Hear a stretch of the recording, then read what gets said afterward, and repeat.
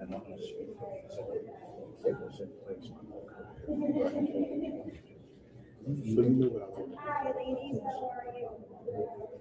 I'm good. Yeah. So Just like that, close the door. And we pick her up. the downtown area, there's So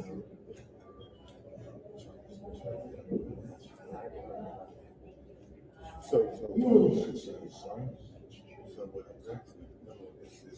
right. It's not a business.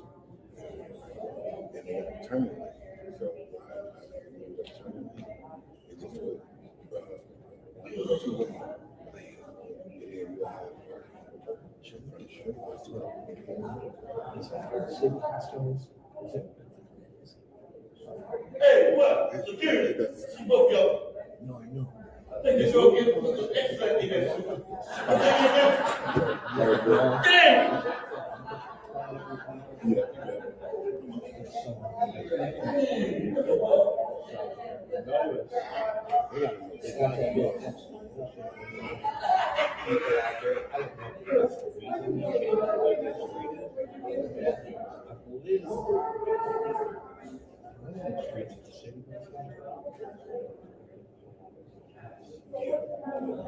I think it does.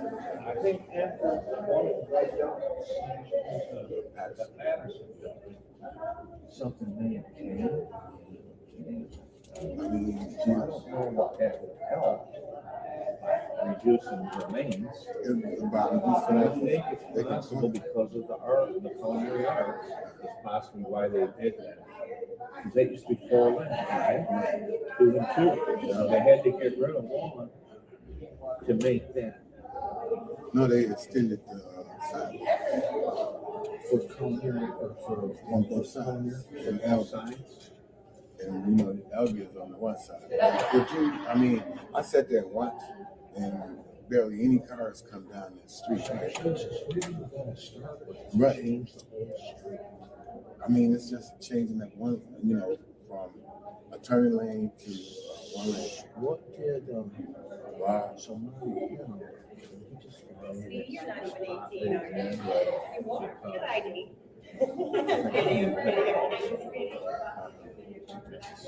Right. That's it. But I never got it. Right. You know, and well, listen,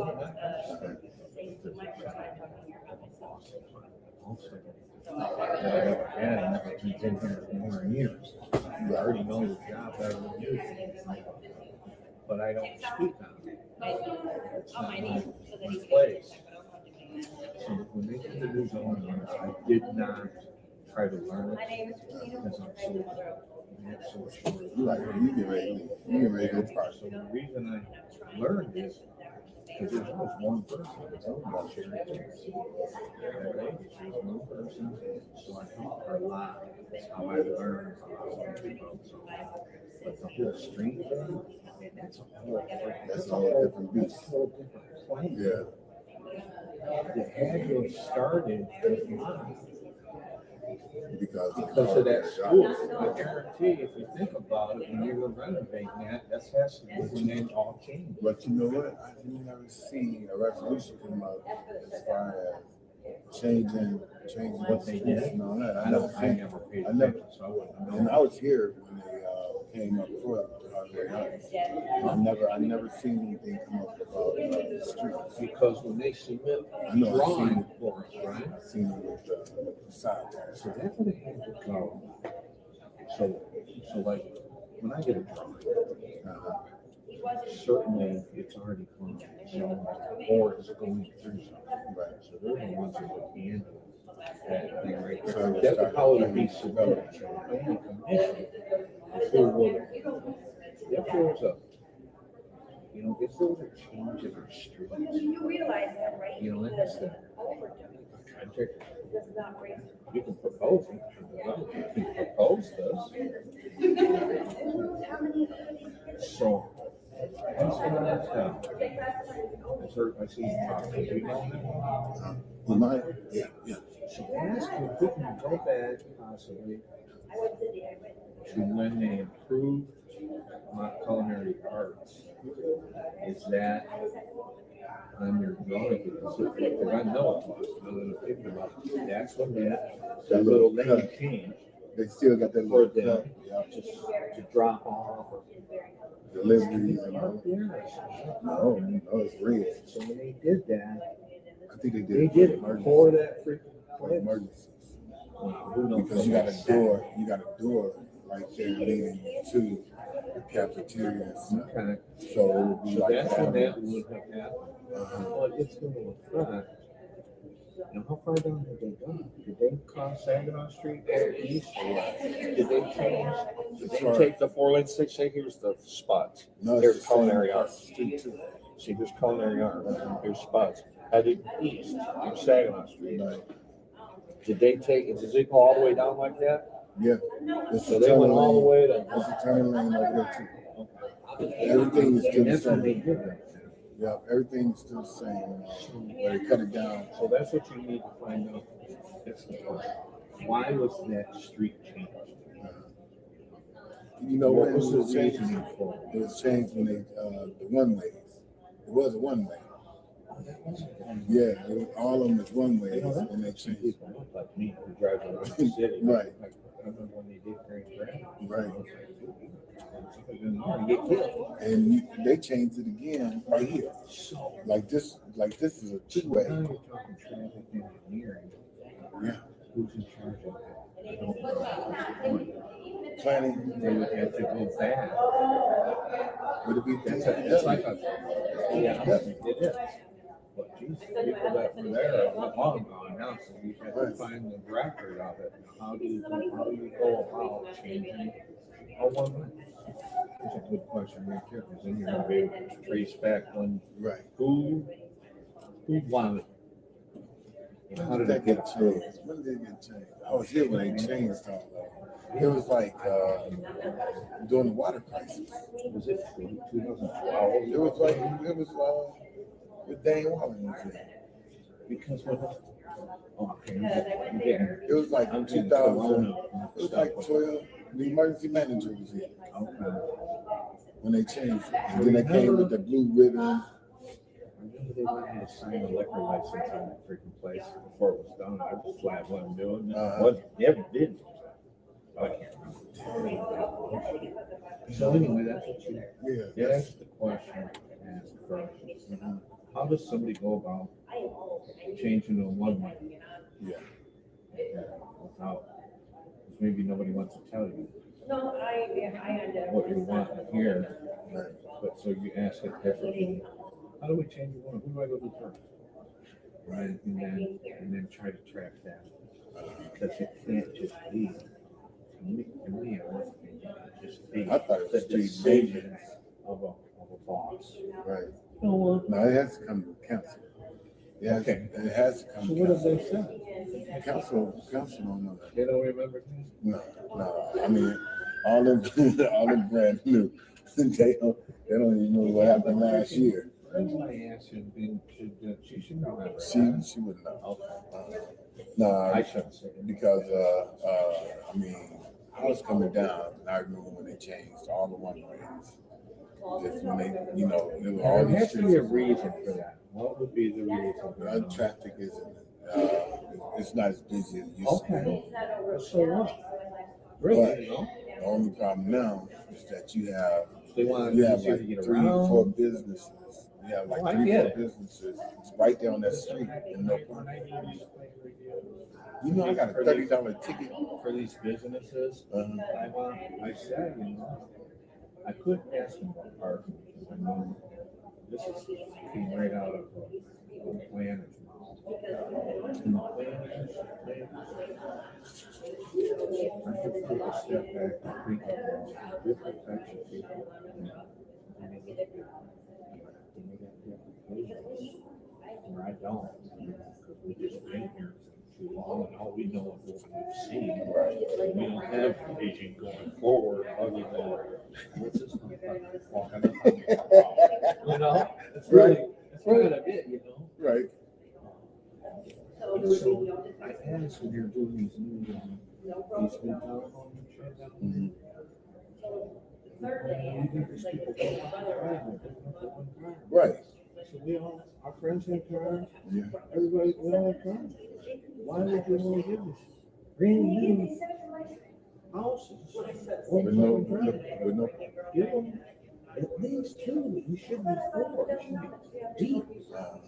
You're gonna give me this plan. You're gonna take your guys to go down the street and just take cars and get out.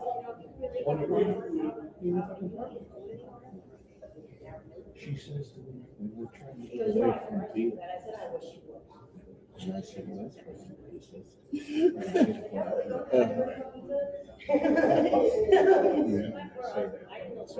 It's assumed that forward have car. Right. They don't want to. They want to clean the roads. People need to walk. That's crazy.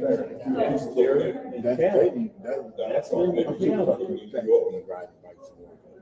I ain't trying to do this shit. I'm not trying to rob and Right. right? So we all come from different angles and with different mindset, and I'll never change mine. Right. I never lied. Hey, You better watch your head. look, I told him that at the VA, right? We in anger management, and they one of the chaplains say, if you get into it with somebody, walk away. I said, listen, that book, I said that book is different. No, it says walk away and come back. I said in the hood, you walk away, you better not come back because that means you come back to shoot them up, so you gonna get shot. So I said, it goes to what you just said. We all think and live differently, man. And people gotta respect that. Depending on what experiences you've had, Right. is going to determine how you fucking. Right. I mean, you know how you are around people. Right. Some days Yeah. I'll go up and talk to people. Today, you know, I'm complaining about abandoned house. And dangerous situation. Mm-hmm. And sometimes I if I find myself more aggressive, yes, but someone come off like a fucking mouth because I got jabbed. It's different things, man. Every situation you have It's different. different. Yeah. But these people that don't live here and have all these fucking ideas of how nice everybody is. Right. When do you have some good news for me, man? Listen, You do that for me, I'll buy you a you have a nice, piece of pretty, you look pretty in the dress. It's Let me go nice. back here to mine right now. Okay. All right. Oh, see, he's getting your money?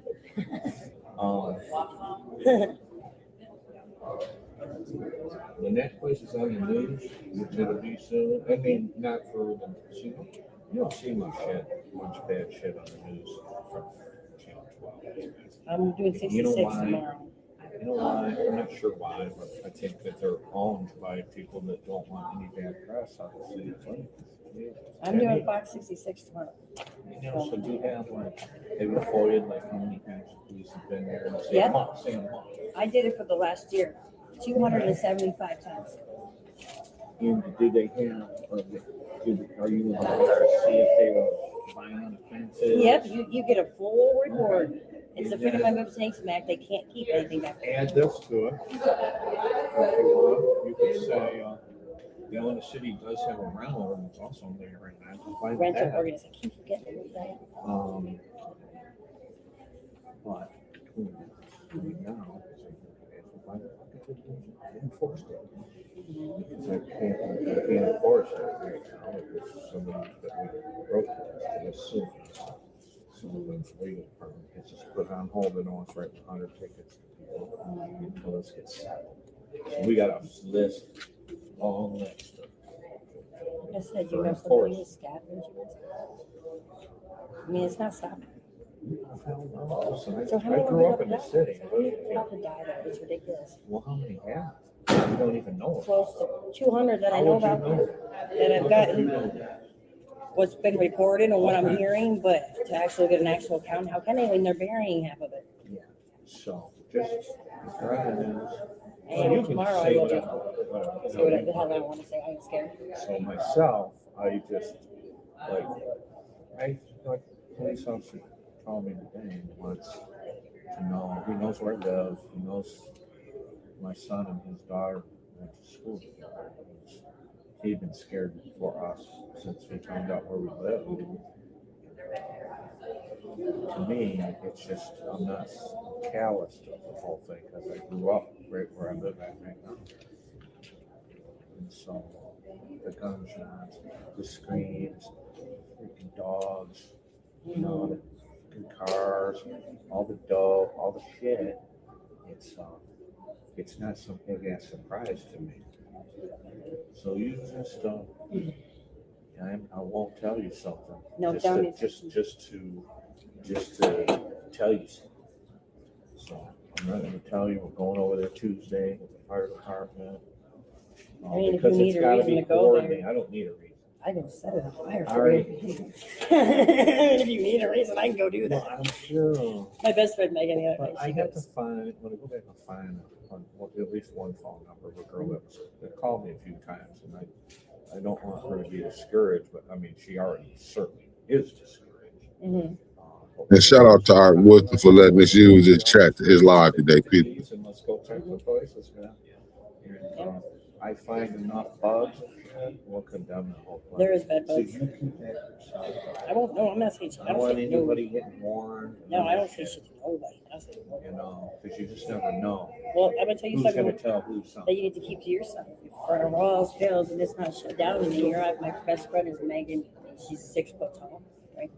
And I'm only 5 foot tall. So that makes about 11 foot when you put us together. So we're gonna get some alien masks. And what are they gonna say? An 11-foot alien burnt down the travel lane? Okay. Listen, you won't be no tears coming from me. Hey, don't leave. I've been standing here. Oh, she's been trying trying to talk to you. I will. You're the builder. I'm one of them. I live at 1620. And the house next to me is 1624. The thing in, and the guy couldn't speak English. And We got a bunch of them. well, they got a ticket or a thing coming to the inspector. They were interviewing lawyers right into the consumer box. Well, it was last summer. Is it still like that? There ain't nobody been in there. Yeah, they actually, I mean, is there still power under this house? no, I had to go get consumers. because Oh, they took- took it off then? Yeah, but what they did while they were working on the house is took jumper cables, and the jumper cables in my house was open, so I went and talked to the guy that was working at consumers, and he come and shut them off at 4. So they're shut off at 4. So we'll check it out anyway. Well, there's supposed to be an inspector coming because they got, How do you know that? because one of my neighbors is paying, they're trying to sell the house for $100,000. This house on Wisconsin? Yeah. Did they renovate it? The police, there was 3 Mexican guys that couldn't speak any English whatsoever. And they literally only paid one of my neighbors to video. Are you gonna be there this Right to the main consumer. And he is not electrician. Well, they'll never get power turned legally if they didn't do it legally. Well, They gotta come through us first. You see, that's what scares me is because they did everything. And there's 2 apartments. It's a downstairs and then a 2-bedroom upstairs. And the ceiling, the roof is shut. And the ceiling dropped in the 1-bedroom downstairs where these guys came in and worked all summer on themselves. But they got like 4 tiles on for flashing and if it's did, I'm afraid someone's gonna get in there. And then they're gonna get burned down. Because like I said, I know. I'm gonna bring you a cupcake one day. Okay, I'm gonna check that out. What I'm gonna do is I'm gonna look at Chandler's house and see if it's condemned already. If it's condemned, that's a good thing because they'll never get the water unless they come through our office. And so then we'll go to the house if illegal, if they've remodeled it that permits and inspections, and they'll have to do that now. The bad thing is, if these Cubans or Mexicans, whoever, bought the house, get away, they sell it as is, and we take it, the unsuspecting brother has to deal with it. Right. Either go after these people, probably not. The guy that owns the house is from Montana. What was his name? That I can't tell you. These guys were, like I said, they were just extremely workers. They may, some of them need it. So I have a Mexican head up in our office that speaks Spanish too. I would, this is most of these people that come in, and I don't know if you're freaking a Viking or what the hell, right? I don't even And know so what the way I say that is upsetting to some people like that. Right. I don't know if you're allowed to even say she says Cubans. Okay, what kind of fuck do you know? I don't know. They pretend not to. Right. Ask me. They're liars. So it's challenging for sure. Oh, I get it. I'm to just deal with that lack of communication. But what I have found, most of these, there's a lot of these guys. It's not all freaking hard luck story bullshit. Most of them come in, somebody's buying them stock, somebody's giving them, and you're rolling dough, which who gives a shit? Well, if you burn these houses down because you're illegally wired in, because that's what's happening. it is. I got it on So video. you're all maybe that's the payment. You gotta go 20 a week. Not many are staying. No, they haven't. Then they Nobody move. been in this house since they come in and they did it inside. Is it secure? Is it It's because boarded up? no, like I said, the guy next door on the other side, and I've got cameras. So, and before he bought it, the kids were going in there doing drugs. So we boarded it. We went in and boarded it up. See, that's what you do. That's It's not- a neighbor. That's what I did. On my Right. street. I didn't want him to, you know what I'm saying? I didn't want I him in bought there. this shit. Well, I thought it was going to be mine. I already had my privacy fence in my pool over You're there. gonna get that house? I was going to wait for him to tear it down, and then I was going to buy the lot. I was pissed. But like I said, my concern is, like I said, I can go get. You know what you guys should do? When I hired him in '98, there was a program. I did rental inspections, but I did real estate inspections too. There was an ordinance that you had to pass a property maintenance inspection. I don't know how it was read exactly before you could sell your house. So if you wanted to sell your house, you had to pass our inspection. It's not a major freaking thing, but if there's windows broke, you gotta fix them. If the light switch don't turn on the light, you gotta fix it. If the faucet leaks, you gotta fix it, so stuff like that. And they got rid of that in like 2000. I was gonna say because I was renting the house. I moved in the house that I owned for 4 years when I was 18, and then I bought it off of the guy Bert Ola. And they Ola? Yeah, Bert Ola. Oh, Bert. Okay. Bert Ola. They lived on I just saw a Franklin. lady whose name's Ola. Shit. Anyway, Oh yeah, they had like 10.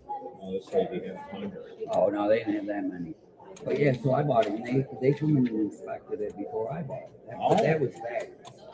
I'm almost 60. Well, so when did you move in there? When I was 18. Oh, yeah. Yeah, Then, I yeah, was renting. that was a real estate inspection. Yeah. And if you was to buy it, that was through the city. Yeah. It's in 90s. That would have been 98, 99, 2000, 2001. I don't know Right. exactly when they got rid of it. Yeah, well, it was longer before that, because like I said, I was 18. And that I was a almost great 60. program. Any realtor who had a house, and when I went in there and I looked, and if I gave them a violation notice, there's things that need fixed, 2 weeks was an average time before they were calling back. They had everything done. I'd go in, it was what a way better housing stock that we had then. Well, yeah, because they had, I don't know, I had a fuel oil Yeah. furnace, Yep. and because of them inspectors, Yep. they come in and it was all asbestos. I had to leave. I was pregnant when they did it.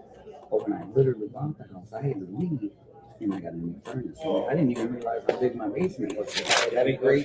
Big octopus. It was after I didn't even Yeah. realize it. Yeah, they built up, So it saved money. Yeah, they was like, no. And they were, they did well. Yeah. But when Times they were, change. yeah, things are You different. know, and then and then a lot of people, when they left the fuel tank there with fuel in it, so that was part of our deal. You gotta get rid of this, you know. But if we're selling a house, you as a new owner, you don't. Well, I had to replace the The sidewalk. sellers were Yeah. pissed about it. No, they didn't take them out. They left them in there. And then when I had to redo one of my walls towards the driveway, and geez, that was 100 years ago. But they took them out. Oh, nice. Yeah. He wanted me to make me grills or something. I had Yeah, 250 gallons. I'm Yeah, like, that's take what them they if you do. want. Sure. But yeah, I just wanted to say that because I every time I get a couple of all these kids come and look at this house. Because I don't want somebody to get in there. The other, well, I didn't want the other day. Quite a few years ago, I had finally got these people kicked out of the freaking house in my neighborhood. There were 2 complaints. It wasn't for sake just in my neighborhood. They didn't have any water. They were stealing water and they were stealing shit from everybody, right? It's like, I talked to them. And the lady was just a bitch. You know? I'm sorry. You can't live in a house without water. Right. It must be tough, but it's unsanitary because then they start doing, you know, the nasty bullshit that everybody does. So yeah, there was a Anyway, house across I get the her. street I that get her did out. I'm always just living in here. And this has happened to me before. I'm gonna get somebody out of their house. They're gonna be my neighbor. They're gonna move in next door. Anyway, I come home from work and there that lady is across the street looking at this house, right? I can't remember. Oh, the first people I put on the black mask. Well, I was gonna just go out. Put a whiskey bottle. Right. So it's challenging to live here. It is. Well, I grew up right down on the 1700 block, and then me and my twin sister moved into that house when we were 18, and then we ended up buying it. No shit. Yeah. It's kind of cool. It is cool. You know? But everybody now on our block, on that 60, except for this house next to us, everybody's been there. They're all own homes. So it's a different thing. Have that block. Yeah, we got, everybody watches everybody. We all got cameras. Hey, who's over there in front of my house, That's what it takes. Yeah, exactly. Oh, I know. It ain't like it used to be.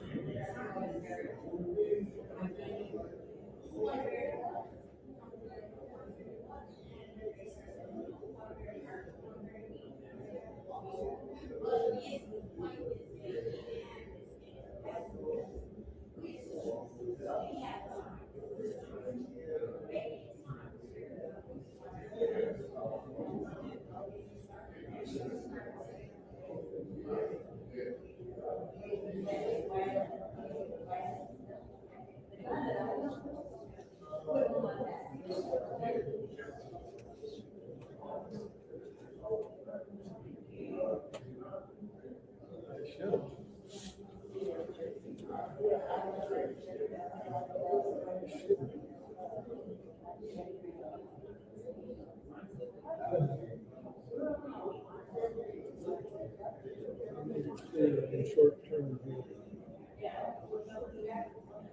Perfectly clear.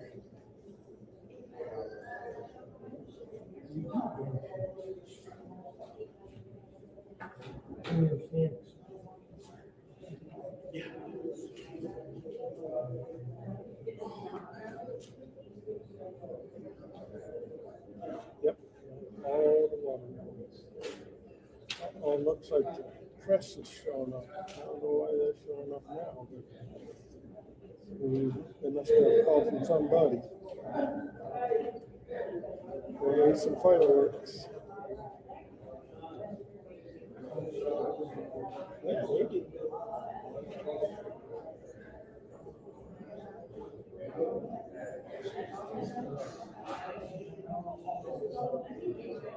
No, on the third floor.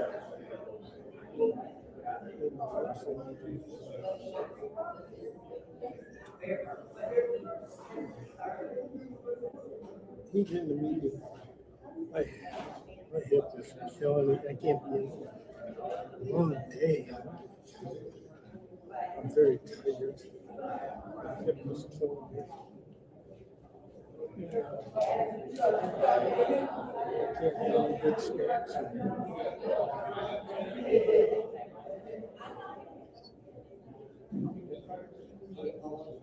can't eat shit. I don't know. I gotta come up with a different strategy.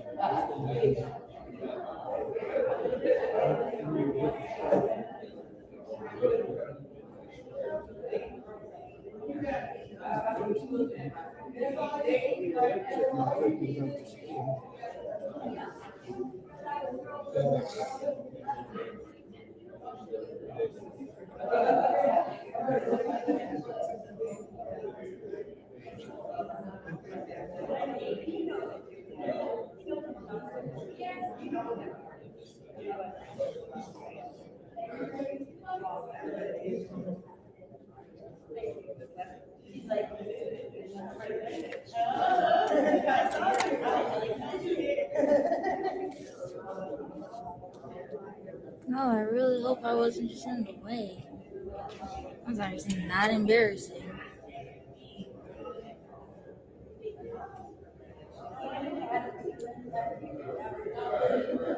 There it is. 12. All right. Yeah. It just moved by itself just a second ago. Something dropped, but I don't know what dropped. You made a noise when you dropped it. So that's the sun making it. Good. Spiritual stuff going on around here. I mean, oh, this shit right there. Did she explain it to you, man? What they doing? Hey, something makes a noise right here, and he was actually curious about the story of my boy. Can't tell you with it.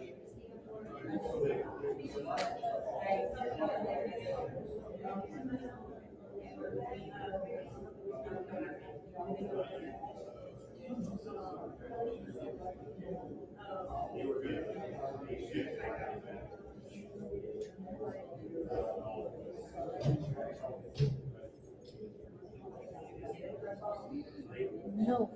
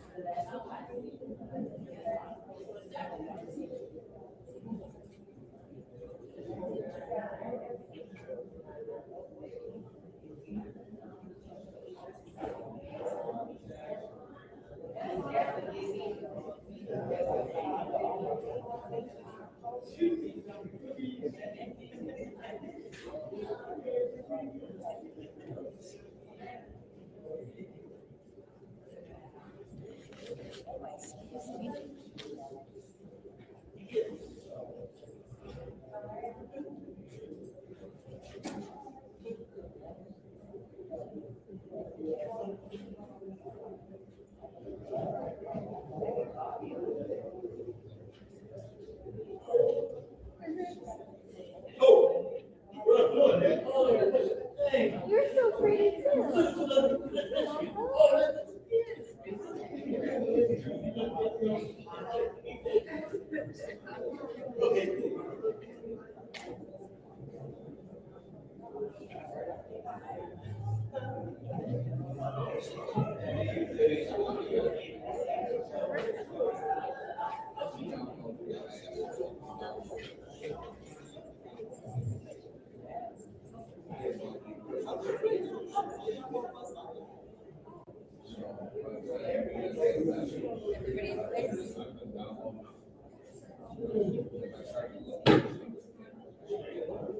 The time is now 6:08, and I'm calling this meeting of the Finance Committee back to order.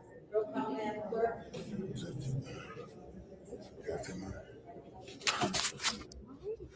Fit mine. Good time. I can't stand it. What'd you say? What did you say? What'd you say? Mark, we gonna fight, Mark. Hey, we gonna fight. We gonna fight. After this, man, we going over. We're going somewhere. Oh.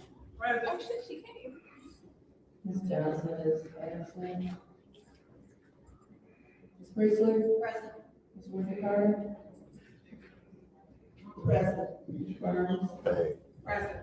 don't say that to her. Don't say that to her. We have 7 members present. We have 7 members present. It's now time for public comment. Members of the public who wish to address the city council or its committees must register before the meeting begins. A box will be placed at the entrance to the council chambers for collection of registrations. No additional speakers or slips will be accepted after the meeting begins. Members of the public shall have no more than 3 minutes per speaker, during public comment with only one speaking opportunity per speaker. Madam Clerk, who is our first public speaker? Davina, she's talking to you. No, you understand where it's coming out of the house? City clerk, All right. what?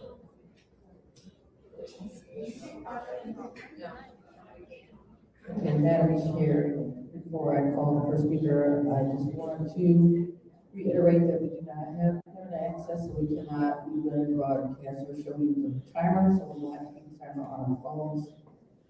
First speaker is R.L. Mitchell.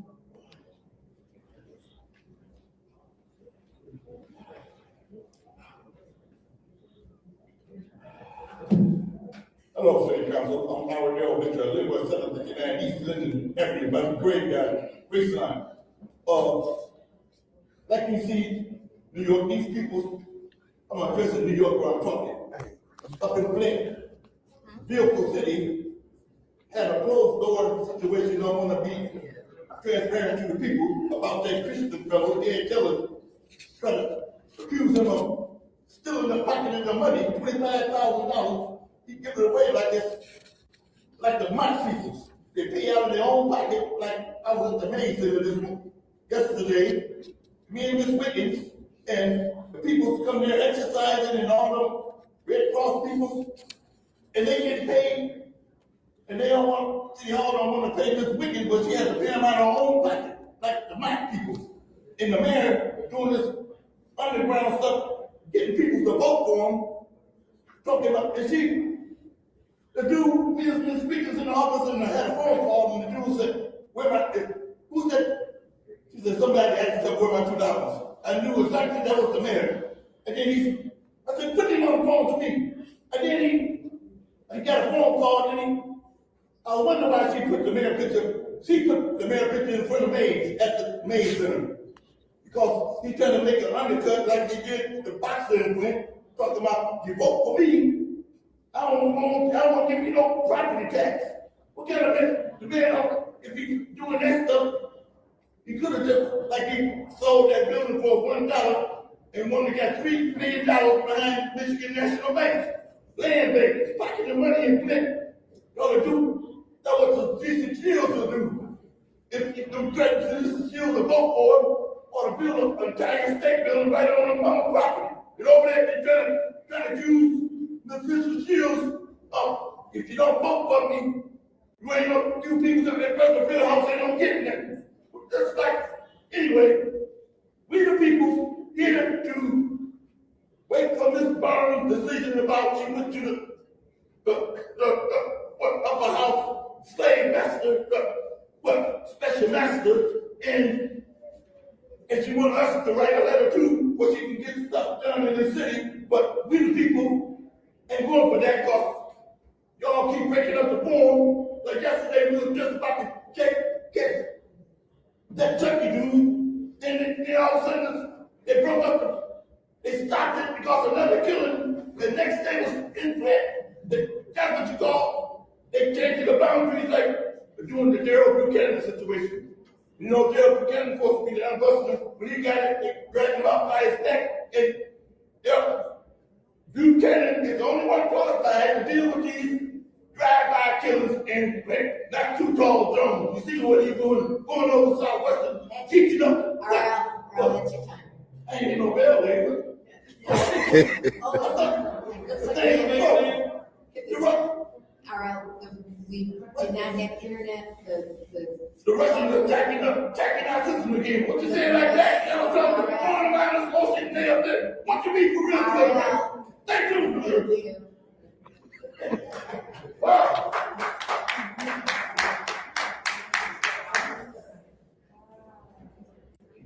That's fake news. Okay, so right now I just have it connected to my hotspot. okay. The next speaker is Christina Porter.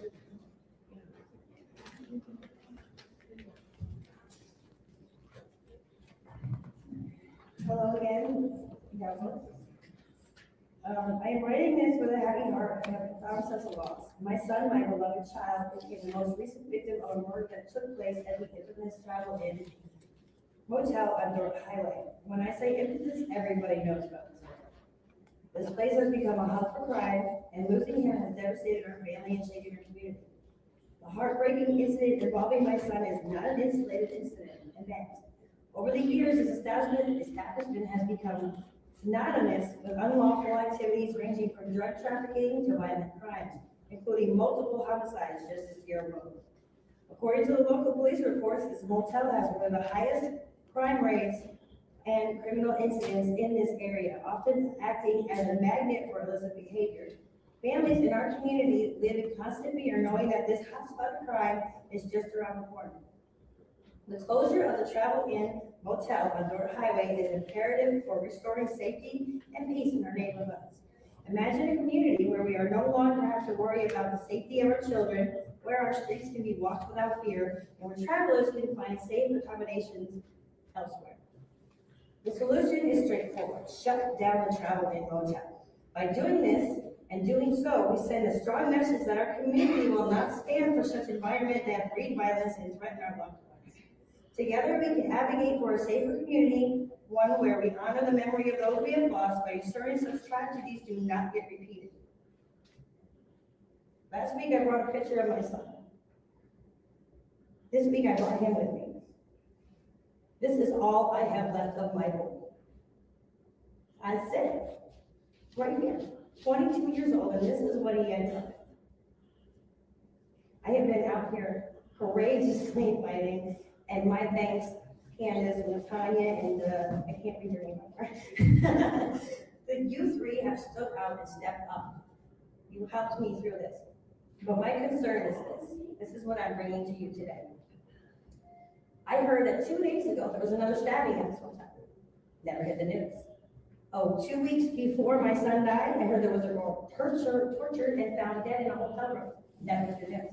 2 weeks before that, they burned a girl behind the hotel. You can see where she was burned. So now it's not hitting the news? My son didn't even make the news. So where's the cover up here? Why? Where's the problem? I know it's a private property and certain steps have to be made, and I understand that you all have a job to do. But why are we not hearing about these incidents? Why is it going unsaid? 22 years old, and now this is all I have. Thank you very much.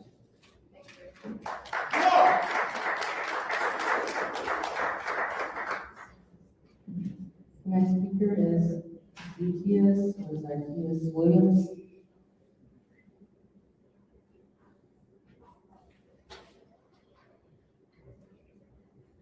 I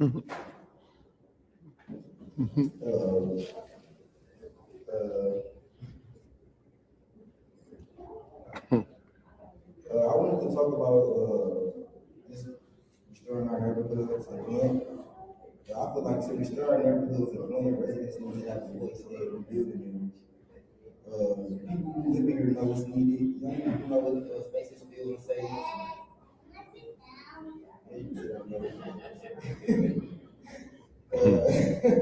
Parents know what resources are missing. A lot of parents aren't aware of the resources that's available. I feel like we cannot rebuild Flint without listening to Flint residents. Also, was going over the paper that was given to us when we walked in. I feel like if the Department of Public Works is not, if they don't have the right, that's a problem for the city. If they haven't had the proper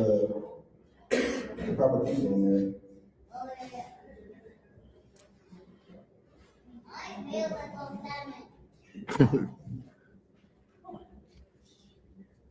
I also wanted to speak on youth engagement and public safety.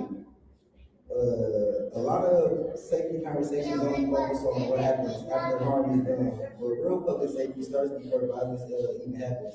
Safety to me is having access to healthy food, mentorship, clean parks, mental health support, jobs, sports, art, and positive spaces where young people actually feel seen and valued. A lot of the youth are growing up surrounded by trauma, poverty, abandonment, and limited opportunities. But even with that, there are still young people starting businesses, organizing events, mentoring others, making art, and trying to uplift their communities. Imagine what could happen if the city invested directly into that energy instead of waiting until young people fall into trouble. That's all I have to say. Thank you, guys. Thank you.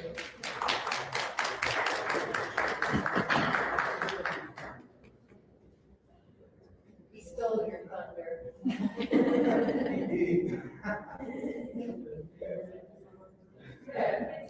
The next speaker is Tracy Rudder.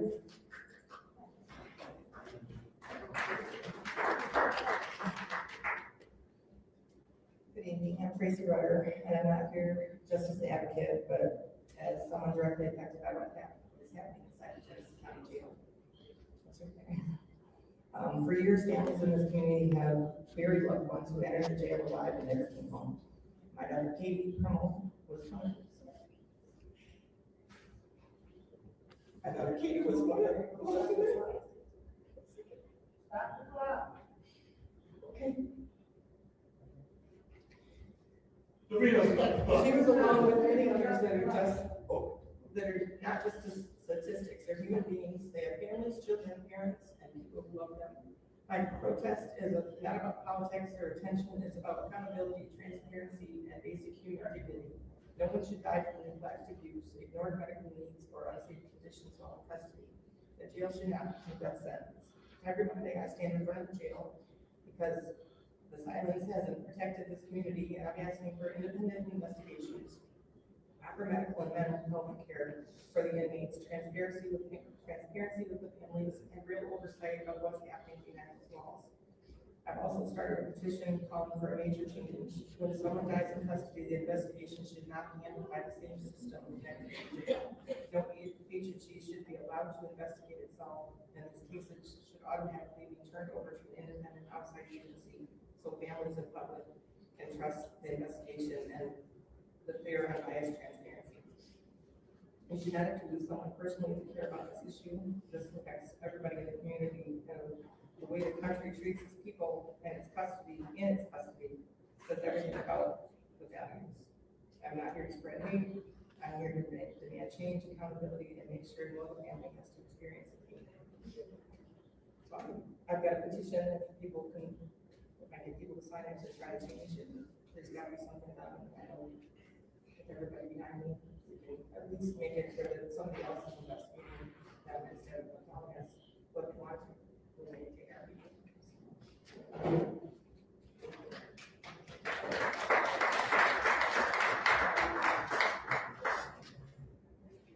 Next speaker is Arthur Wilson.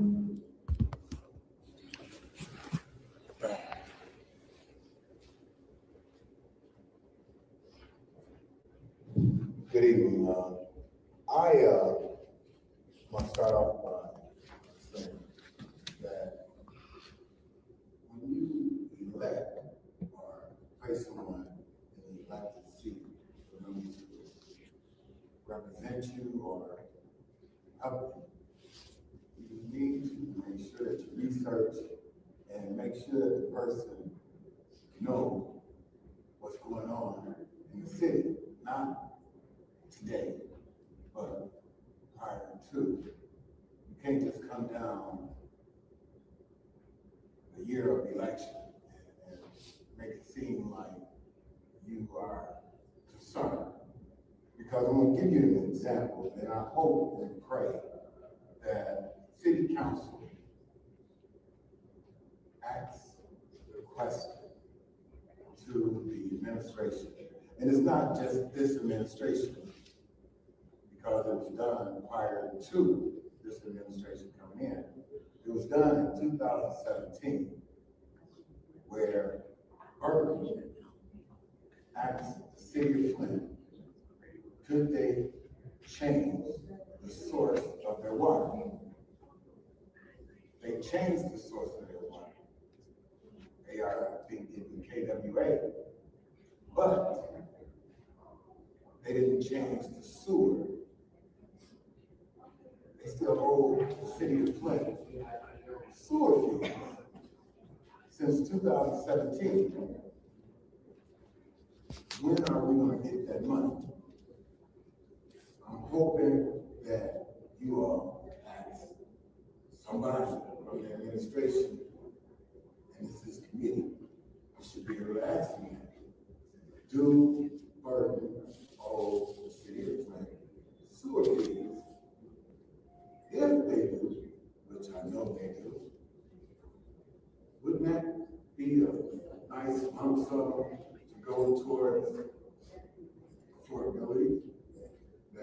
fund, the stability fund that you all are trying to come up with, I know it'd be more than $2 million. I mean, that's almost 10 years of sewer fees.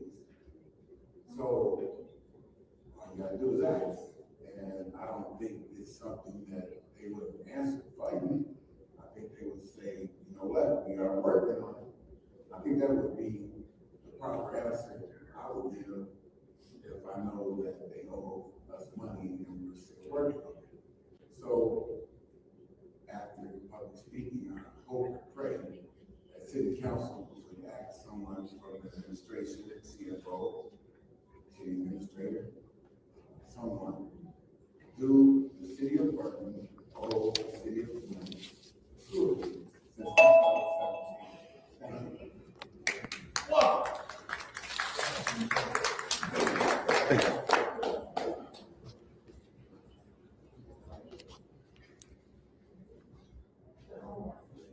The next speaker is Mari Copeland.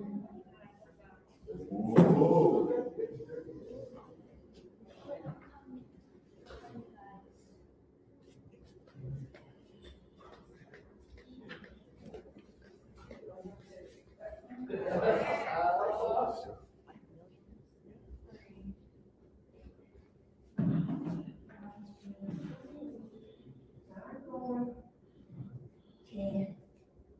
I've spent quite a bit of time speaking to my peers over the past week, and one statement that I heard that has haunted me is, I see what y'all are trying to do for the kids, but for the kids that are 13 and up, it's a lost cause. There is no saving us. We have youth that do not see a future for themselves. We have youth that are already convinced that they don't get to grow up. We have youth in our city that don't have hope. And what kind of childhood is that for a kid that doesn't have hope and doesn't have any dreams?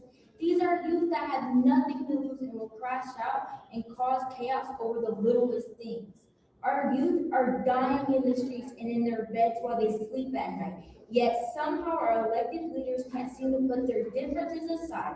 There is no reason any elected official or candidate should let any personal beef towards each other or residents stop you from working together as a team to be able to come up with solutions and to help to bridge resources to the kids that need them the most. And I'm going to read a post on Facebook. Monday, I had the opportunity to sit down with some incredible youth ambassadors and hear directly from them about what they need to feel safe, supported, and seen this summer. One thing is clear, our young people don't just want to be heard, they want to be involved in the solutions. From safe spaces and positive activities to mentorship, conflict prevention and opportunity, they brought real ideas to the table. These conversations matter because the best plans are built with the community and not just for the community. I'm excited to take their feedback and incorporate it into my 4-point summer safety plan for the city of Flint. Our youth are not the problem. They are partners in the progress. Dr. Liddell Lewis. Dr. Lewis, while I am thrilled to see you listen to my idea about speaking to the youth and holding a meeting with youth ambassadors, I am extremely disappointed that you took an idea that Mari Copeland proposed in front of council months ago and ran with it. You gotta stop making pleasure a priority. You and the mayor gotta stop it, bro. The youth aren't the problem, it's those in leadership who pick and choose which youth they listen to and work with, which youth they steal ideas from, and which ones they roll their eyes at and ignore 8 fucking times. Wow!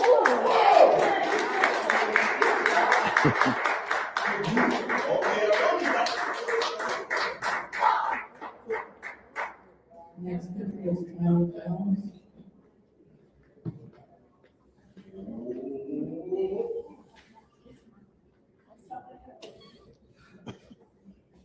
Good evening, my name is Sonia Jones. I'm the advocate for the homeless and for part of opioid crisis in the Summers Parliament. First of all, I want to say that I look at the internet like everybody else, whatever, and I see the mayor said that the casket, I wasn't part of going out there, but I don't see a problem with it. And he said it was a threat. First of all, the threat was John Cole. John Cole was the threat, the one that was his best friend. Anybody forgot him? This is John Cole. I make sure 3 of the boys go to counseling that's been affected by it. My son here, he tried to work with him. He can talk to me. Some of these boys don't have nobody to talk to. One of the boys is in foster care. So that is a threat. That's a real threat. When John Cole, that he tried to protect, get out on tether, he is a threat. That was not a threat. That was a wake up. Like, the people out here hurting. And another thing, I thought Leon would be out here, and I hope he can hear me. Brian, the one homeless guy that was out there for years, he took in for a minute from Center of Hope. He took him in, and he took him back to Center of Hope, and left him there. So now he's placed, I got a place somewhere. It started off with the color law. He's placed somewhere, but his rent can't get started. You took him in for 7 days and took him back. But if you part of the, if you for the people, how could you take a homeless person and not make sure he's okay? And you walk back out here, the opioid crisis. I say 150, I've been coming here. Why did you get $150 of the opioid crisis? It's out here hurting. Go out here right around. Go down here downtown. The opioid crisis is real. I'm gonna advocate for it. I'm not scared. People say you need to watch your back. God got my back. So whatever happens, y'all need to make sure y'all beware of wolves in sheep clothing. Because it's like Neely got his circus. I never want to run for no seat in Flint. It's horrible. Because these people out here are hurting. So again, 150,000 to go to the opioid crisis. What have you done? You could take that and put it somewhere else. Put it for the hope of the homeless. Everybody out here are not on drugs. Some people, it might be you take that grant money. It's wrong. Brian needed somebody. He don't have a mom or a dad out here. You took him back and didn't make sure he's okay. He can't even get his rent because you started for a minute, but you need to. You care about the people. You would have made sure that homeless person was good and you left him right there. But again, the city of Flint, it wasn't a casket. It wasn't Jen. It was John Cole. That he made sure his people good. He gonna make sure you good on the trial. But everybody, y'all keep on watching and keep watching, because that's all you can do. But keep on trusting in God. Because the bottom become the top and the top become the bottom. Wait, however it go. But you know what I'm saying? Come on, for you Christians. The top become the bottom, and the bottom become the top. That's how it goes. But make sure y'all vote. But you're not gonna answer it, Leon, but it's real fucked up. Yeah. Don't be emotional, but The final speaker for this meeting is Beverly Biggs.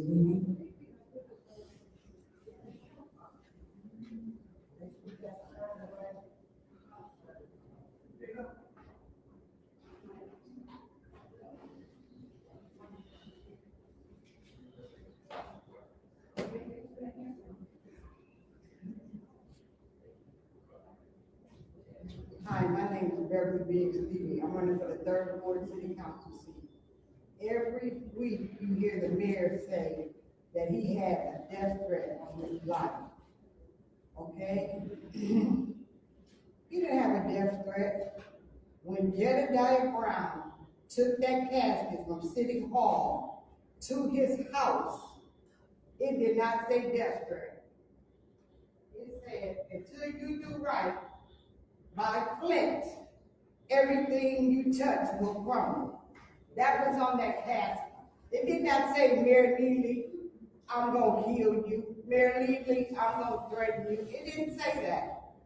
Mayor is a liar. Leon is a liar. You wake up and you lie. You wake up to lie. You know, it's sad. Mayor needs to quit lying. You guys sit here and listen to him every Saturday. I had a death threat. I had a death threat. Me and my family was in there. Negro, you were never in there. Let's keep it real. It do not say that. You guys see that. Here go the time that was on the casket.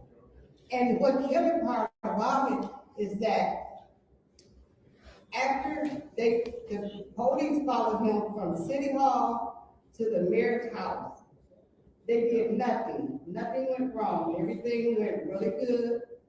They were protesting. The very next day was the election. When he found out the shine didn't come to top 2, he put out a warrant for Jedediah's arrest. Now that's a coward. That is truly a coward. You paid for the shine to get in that seat. I thank you, because nowadays she's screwing you. It don't feel good. It don't feel good to be out on that thing by yourself, but y'all taught her how to cheat. Now let's see how she cheat. Whoa, it's a trip. It don't feel good. Y'all hee and ha. Like I say, Judy, when I brought them bras, she gave me one of them. But that's your girl now. Y'all the sorriest bunch. 1, 2, 3, 4, 7. Wake up. Have a blessed day.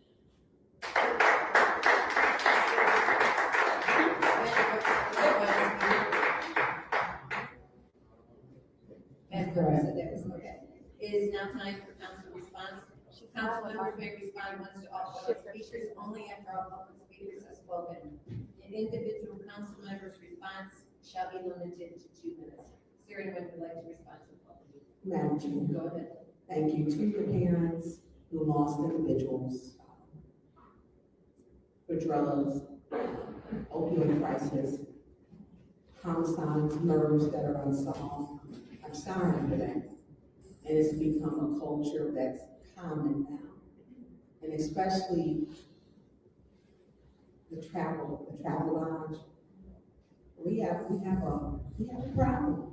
And one of the things we're noticing is that if we don't say anything, it doesn't exist. We gotta start talking about it.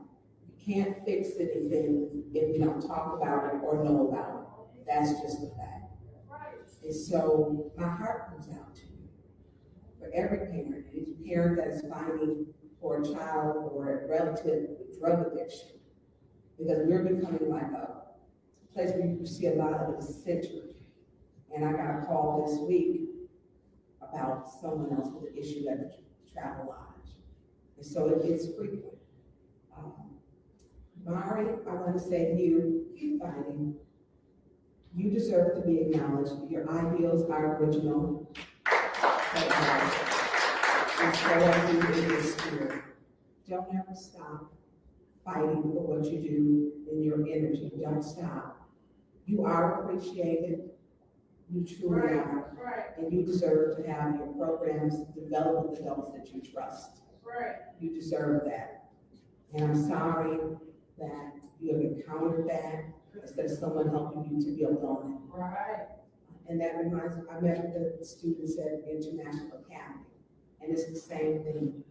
I asked the students last week, how many of you dealt with a little person who was killed that was in your class or relative that was to you? All but 3 people raised their hand. All but 3. You have to stop the violence. Thank you.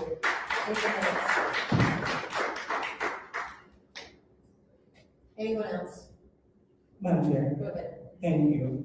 So I also just want to just touch on what the young lady said as a lecturer. Unfortunately, you are incorrect. I don't steal ideas, but if someone does steal your idea, look at it as a compliment that you're leading the charge and that you're looked upon as a leader. As for me and my seat, I've been doing this for a long time. I've been meeting with students at Southwestern, been speaking to students at Northridge. All this has been happening this year. In addition to my youth ambassador speech, with my workshop with those students, it's been planned ever since last year. So I don't understand the adversarial tone here. If we're all for the progression of the youth, let's be for the progression of the youth, regardless of doing what with you. No need to steal, but it's all about collaboration. But in the meantime, I want to continue to collaborate with who I collaborate with. I reach my group, you reach your group, so we can help better Flint. But attacking from the lectern, that's not leader-like. Just continue to be great in your own way. Continue to be great in your own way. And continue to lead from your lane. That's what I'm doing. And so I want to encourage you to do the same. And as we continue to fight violence in our city, I put forth the school fighting ordinance to help curb, that was only a piece of the big puzzle, to curb violence in the city. The next day, got a video of someone getting their head stomped in a school in the city of Flint. This is real. A lot of stuff that happened in the city, it transfers out into the street. And so it's not my goal to go back and forth, try to outdo anyone. It's my duty to help the residents that elected me to serve. So thank you so much for your engagement. Thank you. Anyone else? Anyone else? Madam Chair. Go ahead. Thank you. I do want to say to the families that have shown up for their loved ones who are no longer alive and able to show up, speak for themselves, or even have another chance to go down a different path in life. My sincere condolences go out to you, and I am sorry that you are dealing with such tragic losses in ways that, you know, we would all love to have been able to avoid. I will tell you to continue using your voice for your loved ones and continue reaching out, regardless of whatever society may think or how they may try and portray certain people when they don't understand addiction or when they don't understand when people have not come to them, they're making different life choices, that even addicts deserve justice. Even addicts deserve justice. No one should be murdered and their murderer be allowed to walk free simply because they are not what society would deem acceptable. Addiction is not something that is easy. It's not something that's easy to overcome. So again, my sincere condolences to you. I do want to also say,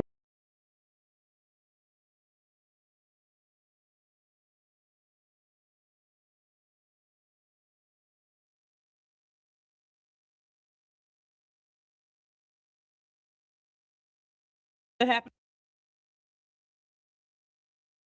it's not my goal to go back and forth or try to outdo anyone. It's my urge everyone as we talk about leaders and leadership and lanes, like if we can work with the youth, if we can all come together and do this thing and not be separate or siloed, I think that's what's going to be best.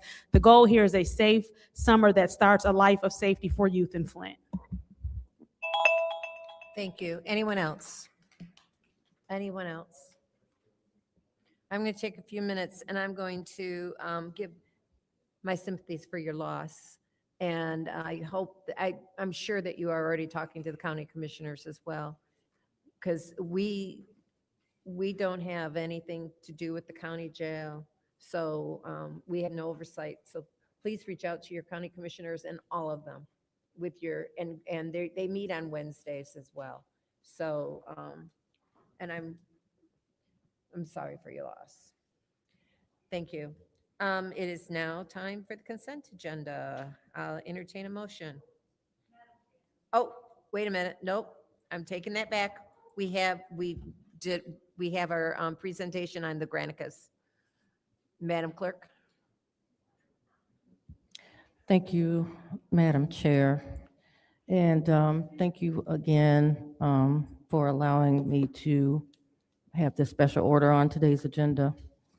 I have asked representatives from Granicus to come and do a presentation. Madam Clerk, I'm gonna We did pause an you agenda here. change. We did do one? Mm-hmm. Okay. Yep, I ordered it without objection. All right, thank you. Yep. Okay, yes, I have asked representatives from Granicus to come and do a presentation to the council concerning some of the upgrades to our legislative records management systems that I have spoken about in the past. And because they can obviously explain it a lot better than I can. And also on today's agenda, you have a request for a budget amendment for the clerk and council offices. And they kind of tie into this presentation. Yes, I wanted them to come and be able to explain those upgrades to our current system that I was hoping to have you approve for the future of our operations within the city. So if you would allow me to go ahead and they can start.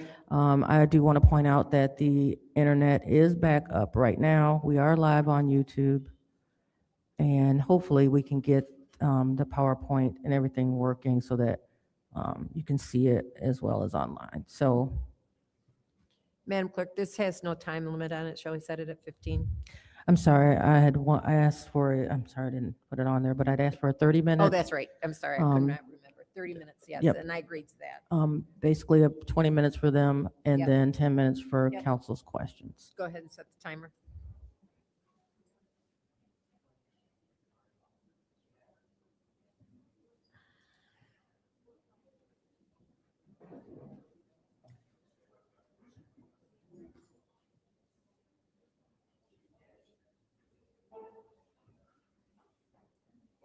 Fake news. Like Channel 12, the mayor appeared in Channel 12 after the interview situation in Flint. You know the mayor owns Channel 12, they know that. So if you was just talking to you, you probably get fired for talking to you. I mean, for real, go over and check him out, see what, I like that. Because of what, all right. It's like Donald Trump, he tell us that fake, if Donald Trump, he talk the truth sometimes about fake news, and he's faking. But it, All right. she asked me a question. I understand. She like, this, oh, mom, she asked me what some people were, they probably out in the county trying to get, they probably getting unfunded money, and they try to, no, let me see, if people actually got spending some soup in there, you gonna talk, what's already in there. Do we need to pause the time, Madam Clerk? Listen to this stuff. Let's reset the time for 30 minutes when they get started.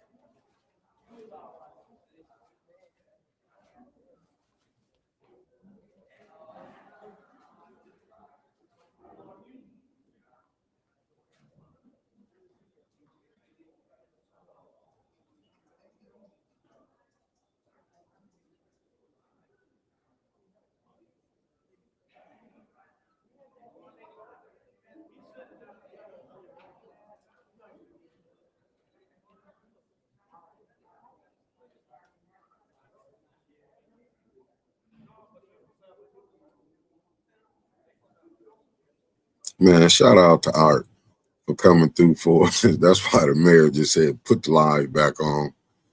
It wasn't no sense. He's like, Art got it up. But shout out to Art Wilson for letting us stream it while y'all got a chance to see it. But yeah, Davina is mad. Cicero said, yeah, that 90,000. I'm out.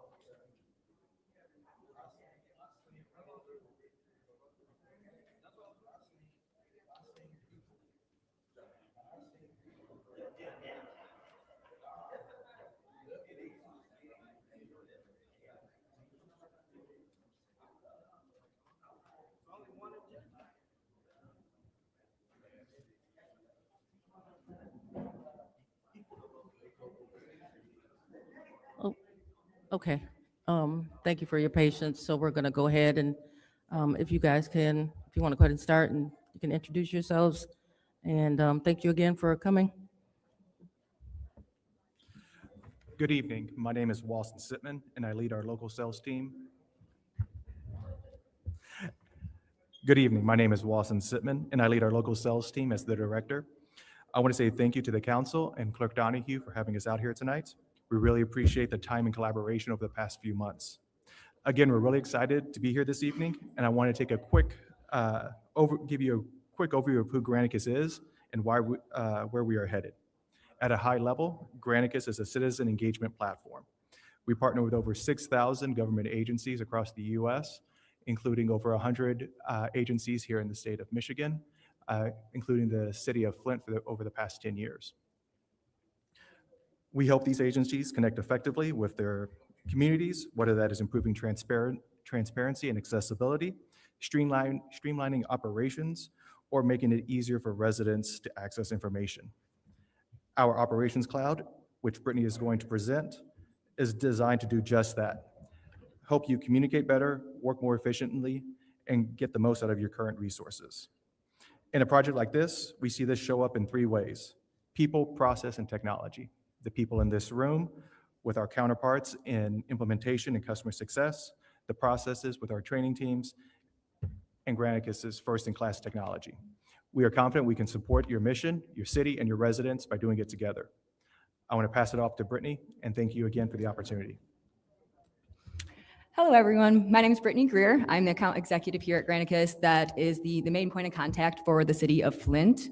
Prior to presenting to you today, I've been working with Clerk Donahue for quite some time. I've come in to take the time to really hear her out, listen to what are the current processes, pain points, things in place today. And I've spent some time tuning into the public meetings here to really understand and hear directly from city council as well as the public to understand your priorities and really those desired outcomes. A few things stand out. Residents want transparency, council wants accountability, and your clerk and other staff need the tools to actually deliver on both. I will speak to certain priorities and pain points today based on our understanding of what we've heard. We hope to find alignment by the end, so we'll be happy to discuss further. This is not about software or quick fixes. It's about working to ensure that every Flint resident can see, understand, and trust what their government is doing. It's about putting the right systems in place to enable better governance, greater accountability, and more effective use of time and resources. And it's about tailoring those systems to address the needs of the city today while designing them to scale with the city as it evolves, as public expectations rise, and as staff changes. Before talking about solutions, I want to ground this in what we've heard from you and your residents. Speaking to the city's priorities, accessibility is something that has come up again and again. The city wants to do a better job of meeting residents where they are at and ensuring equitable access to information and services. This aligns with direct and repeated requests from your public. We understand you're working to respond to public demand for reliable services like sign language interpretation with a sustainable solution that accommodates those needs. Ideally, that is probably a solution that also considers required closed captioning, potential multilingual support, and multi-channel access. Along with accessibility comes transparency. We've heard your urgency around addressing a lack of visibility into decision-making, records, and spending, pointing to a need for a system that can create a public record trail and build trust. Every agenda, vote, and discussion accessible and searchable. I have a note here about operational efficiency, but this isn't just about saving time, though I think that there is value in that. It's also about making sure that actions, decisions, and follow-ups are trackable so that council and residents get answers. The right systems should do both, increase efficiency and enable accountability. Finally, I will call out compliance, security, and risk protection. There is no overstating the importance of security compliance for government. So we understand that it is a priority for the city to protect against legal, reputational, and security risks. This means ensuring systems are in place to create a defensible, consistent record that you can rely on and positioning the city to align with regulations around ADA compliance, open meeting laws, and ensuring cybersecurity. Local governments are faced with a lot of challenges. I won't read each of these, but I'm sure some of these pain points resonate. A few that I will call out is right now for Flint, critical information, meetings, decisions, agendas are not always easy for residents to access in real time. You've voiced your concerns about visibility into the decisions and a lack of single source of truth. What was approved, when, and how? And currently the city is managing many critical processes manually across multiple systems. This slows everything down and often leaves the team responding reactively instead of proactively informing. These things create frustration on all sides. Residents feel disconnected, council feels constrained, and staff is stretched thin. A nod to a point that's been made in recent meetings, when the right systems are not in place, it is difficult to enforce governance, accountability, and ensure that proper checks and balances are there. So in the next few slides, I will touch on the core components of a platform we're proposing, and I'll get into the technology itself. But before I do want to spend a moment to share some insight around Granicus's approach to partnership today. Working exclusively with governments, we understand that technology alone is not enough. Success comes from thoughtful implementation, a holistic approach that considers your existing processes and people. You know, what is working well? Where are there gaps? What are those priorities, those tangible outcomes that you're after? And how can we have the greatest impact without unnecessary disruption? Granicus looks to come along your city as a partner rather than a vendor that sells you a solution and then leaves you to figure out how to make it work. Implementation process. We'll go through a comprehensive implementation process with a focus on change management and adoption. There'll be trainings for each piece of the platform, and those trainings will be tailored for specific user groups based on how certain staff or departments need to access and interact with those systems. And then all of those trainings and resources will be made on demand so you can use as new staff comes on board or those uses of the system expand. Beyond the technical support that's always in place, you will also be paired with what we call an experience partner. This will be a long-term consultative partner from Granicus that will meet with you proactively on a quarterly basis and really review results, discuss strategy, share best practices, and help ensure that you continue to optimize and maximize the value of those investments as the city evolves, as new priorities take shape. We don't want to wait until things are broken or you lose sight of those goals. We want to partner with you on an ongoing and proactive basis. We work with governments of all sizes and digital maturity, and we realize that we can be a great resource when we share those insights, talk about what other agencies are doing, how we are solving similar problems. Furthermore, I will just call out that you will receive annual service credits. They can be used for trainings, upskilling, design work, whatever comes about, because we know things always do, and that there isn't always just budget and funds available. So we try to protect against that and allow you to continue moving and being flexible and adaptable. On this slide, I did include just a few logos of other Michigan cities and the state of Michigan itself. We have a footprint within Michigan. Not every single one of these has the exact same solution that we'll present today, but if you're ever interested in references and such, we can provide.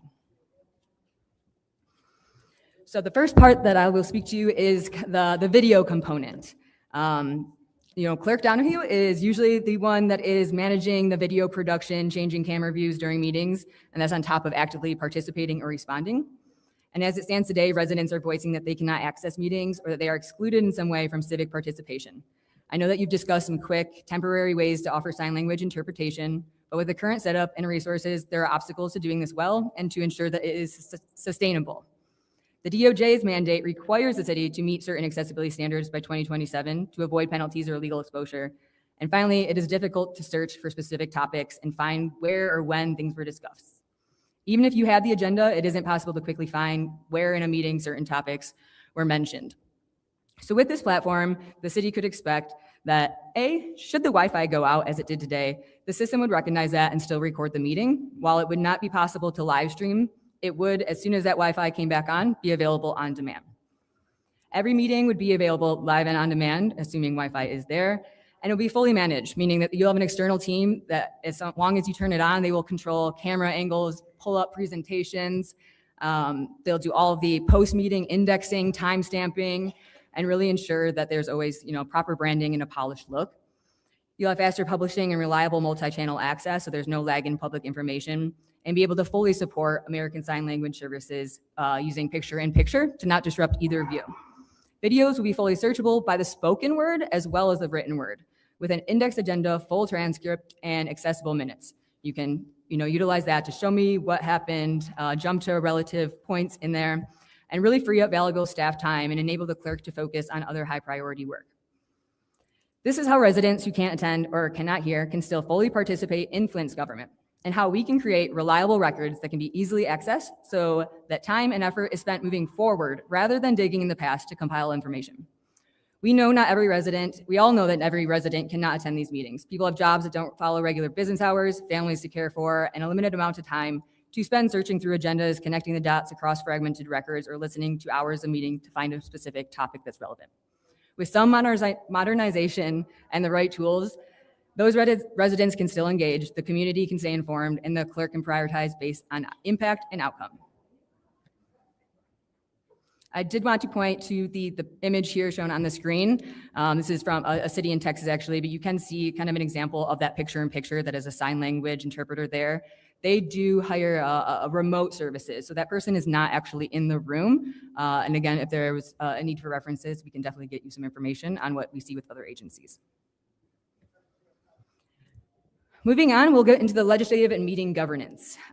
Today, your clerk's office is manually stitching together agendas from emails, Word docs, and last-minute updates with no enforceable workflow, limited visibility, and constant pressure to respond to internal and public requests. From an operational standpoint, agenda creation and management is currently a highly manual process that is time-consuming and error-prone. Without a strong system in place to standardize and streamline, there is less accountability and a higher chance of things falling through the cracks. The clerk is left chasing departments, searching records, and lacking time for higher value work, and it's hard to track where decisions originate or to follow items from start to finish. Though I think we all agree that council should be able to follow every item end to end.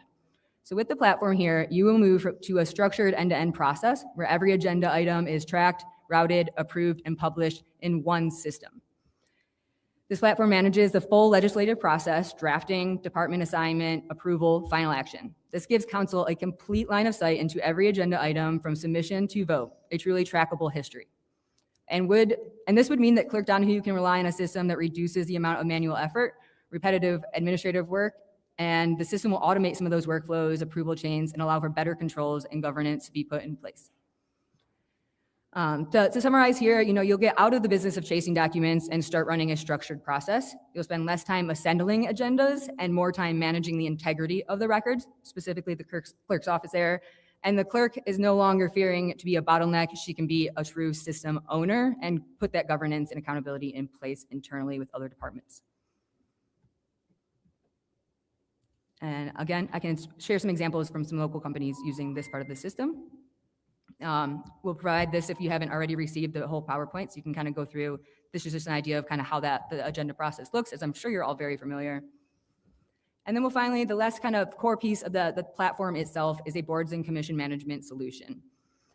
You've all got residents asking how to get involved and not just speak at meetings. And the goal is always to expand who participates in government, not just who shows up. So currently behind every board, commission, and committee is, again, a very manual process.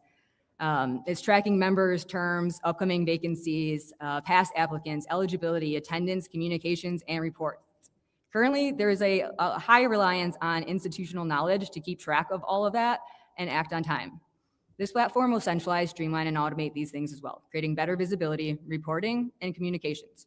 Ultimately, you can expect to see a single source of truth that enables greater visibility and transparency, but with the right controls, automatic tracking of terms, vacancies, appointments, activity, and automatic customizable communications and reporting. And you can expect more applicants with a streamlined process, faster filling of roles with structured appointment workflows, and better reporting and data insights. Again, saving staff time as well, not chasing emails, tracking in manual spreadsheets. The system turns reactive manual tracking processes into a proactive system that helps you fill seats faster, engage more residents, and maintain complete, accurate record of every appointment. So really just kind of want to summarize here, some of those 5 outcomes that I think I almost sound repetitive because we really tried to, connect everything back to those priorities. But residents get answers faster, council gets visibility and control, staff gets time back, city reduces risk, and trust starts to rebuild. Based on what we've discussed, we've created an implementation plan that could kick off in June and go live with the full platform before the end of this year. Video upgrades would be first to go live. The exact dates would definitely require some coordination with you all, of course. That could be as early as late summer or likely in the fall. For the agendas and legislative management component, as well as the boards and commission system, we'd be aiming to complete implementation before the end of the year with a goal of going live before those Q4 holidays.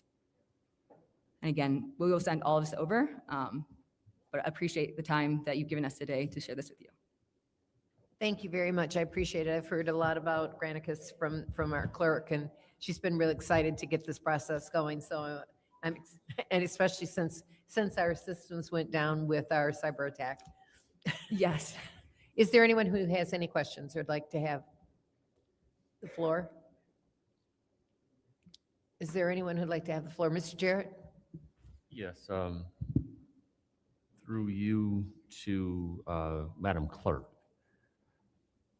How do you see this working best for you and to either take things off your plate or to allow us to provide a better service?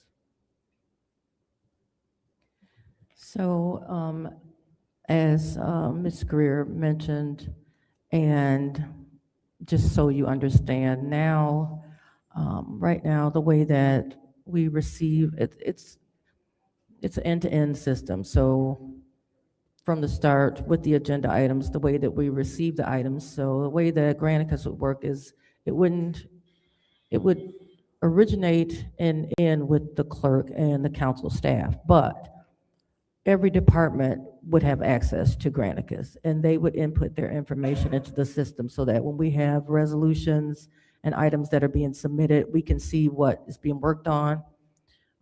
We can know where it is in the process.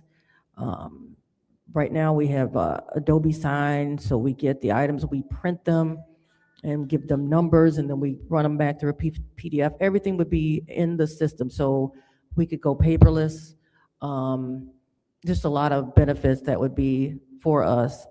But for me, the biggest one is the record keeping, obviously. Like I know, for example, you have been patiently waiting for an update on your boards and commission members and things like that. And right now I have to search multiple sources and make sure that everything is what it's supposed to be.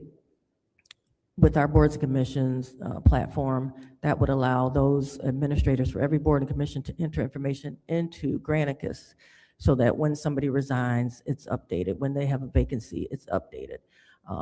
It's just more centralized record keeping. So it would, in my opinion, pretty much a 180-degree turn from where we are now, especially since the cyber attack. We haven't been able to utilize our current system like we could in the past because we can't really upgrade the information that was in there from before. We have been working from Word docs. We also have a YouTube channel. So this would put everything into one. It would all be on our website, including the video. And as Ms. Greer also mentioned, it's searchable. So if you wanted to know, for example, when an appointment was discussed, you could search and it will go to every video, every agenda, all the minutes where that item was mentioned. Right now, it's like it's piecemeal. So it's like night and day as far as I'm concerned. So is much of what you're talking about an additional services that will be available? Or are there some services that have been available that we just haven't been utilizing? So for the most part, we do our video through YouTube. We could do it online with Granicus, but we have the YouTube channel that we've been utilizing because of the cyber attack, because of other issues in the past. We haven't really utilized everything like we could have or should have, only because of extenuating circumstances. So this puts more of a, like, for example, right now, we have, when you get your email, approved agenda items, and it's a PDF. We don't, well, we really can't at this point, utilize Granicus to have PDFs tied to items. So when we get a FOIA for something, we're searching it and pulling it, where this way, an individual from the public could look it up themselves. They don't have to do a FOIA. They could search that item, they can see the item, they can see every vote on it. Everything would be publicly accessible. And again, this is tied to the budget amendment that I'm asking for. And it's to, the budget amendment is utilizing those dollars for election workers that we didn't use or need this year because we adopted the same budget from last year. Those monies would be used to enter into a contract. The one-time expenses that we would use, again, we are using the cameras from before. I've been having issues with the cameras constantly, especially when the internet goes down, because we kept old cameras. This would upgrade all the equipment as well. And also, as Brittany mentioned, I'm pretty much running the video and everything during the meetings. So this would put that into a third party. They would do that for me instead. It would also do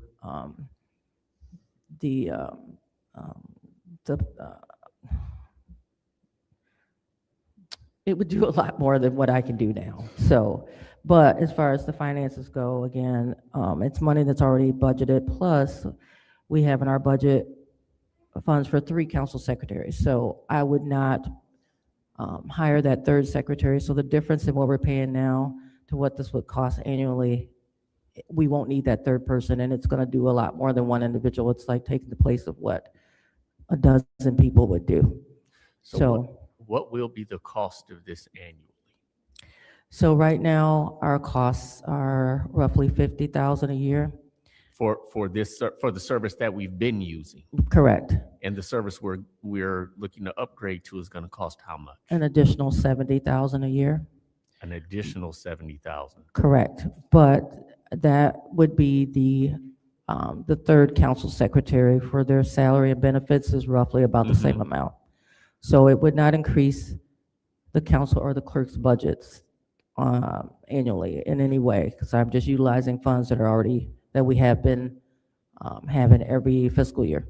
So and I'll try to stop here. For this $120,000, is going to expand the capacity beyond just the council and the council office to other departments throughout the organization. Correct. What is their commitment to buying in and utilizing what is available, or not just their buy-in, what are they going to be required to contribute? Because if they don't do their part, there'll be a lot of services that will be unutilized, if I'm understanding this correctly. So we will focus in the beginning on the clerk and the council's responsibility for the council meetings, as well as the boards and commissions part of it. So every department right now that drafts resolutions or anything, they would have to have someone in their staff that would be trained on Granicus and how to use it. It's right now, it's what they're doing already. It's just putting it in this system instead of doing it in their own Word docs, H drive or whatever. They would be drafting and doing everything that has to do with council work, resolutions and ordinances in the Granicus system, so that we can then track it and do it. So it might change the way that we number our documents and things like that. And then ultimately, the goal would be in the future to expand to include other departments and records. And also, this is the starting point moving forward, but ultimately, I would want to incorporate old records because, again, as was mentioned in the presentation, the system does transcription, it does closed caption, it does everything, everything is searchable. So we could also have it where we enter older records so that right now a lot of what we do and have and look for is paper, it's hard copy. And this would be able to eliminate some of that as well.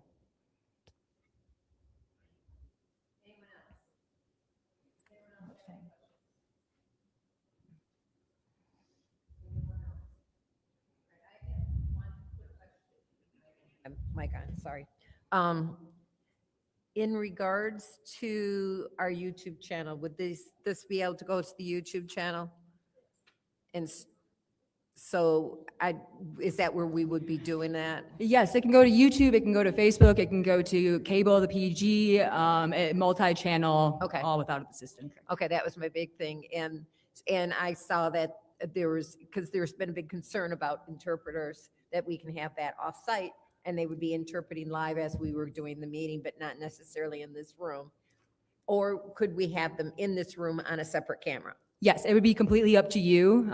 Just many agencies we work with do remote because it can be difficult to find someone that can Okay. come in for everyone. Something to think about as we go forward with this. Thank you. And you very would much. own all the hardware as well, so that would be maintained and could be used outside of just council meetings. It's basically releasing that hardware as part of the cost, or no, or is that part of the purchase? Yep, that would be maintained ownership for the city. Okay, all right, thank you. Anybody else? And I just also want to let you know, I did email the PowerPoint to you a little while ago. Yep. All right, thank you very much. We're going to close this special order out. Appreciate it. Thank you. And we'll go forward with our meeting. Thank you very much. Have a good day and good evening. Go to my agenda. Okay, I'll now entertain a motion for the consent agenda. Yes, ma'am. It's a motion by the councilwoman in the 7th Ward to approve the consent agenda. Is there support? I'll support that. Are there any separations? Go ahead.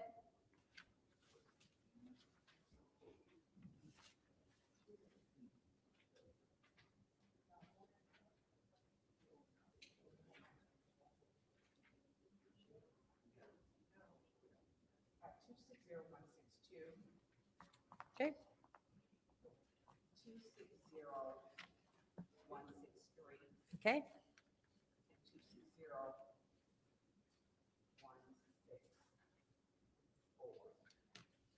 Okay, are there any other separations? Any other separations?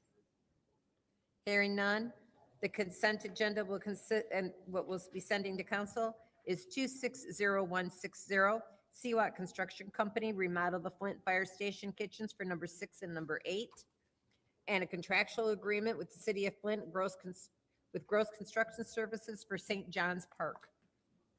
Madam Clerk, roll call.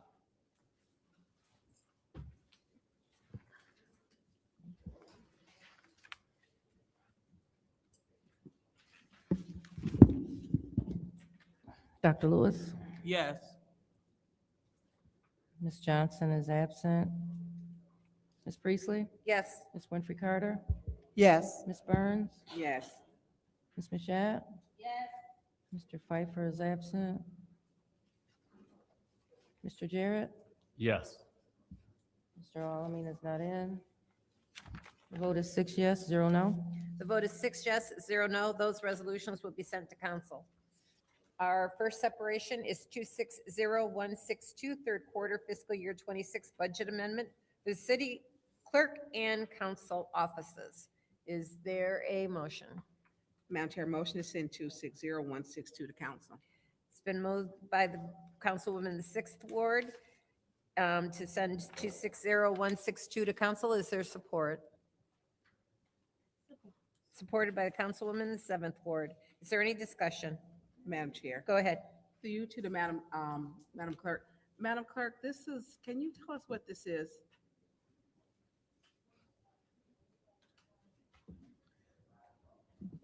So this is the budget amendment that I'm asking for. Two things are on this amendment. One is what I just mentioned, which is just moving those election worker wages that were adopted with last year's budget, which mirrored the previous year when we had you know, 4 or 5 elections.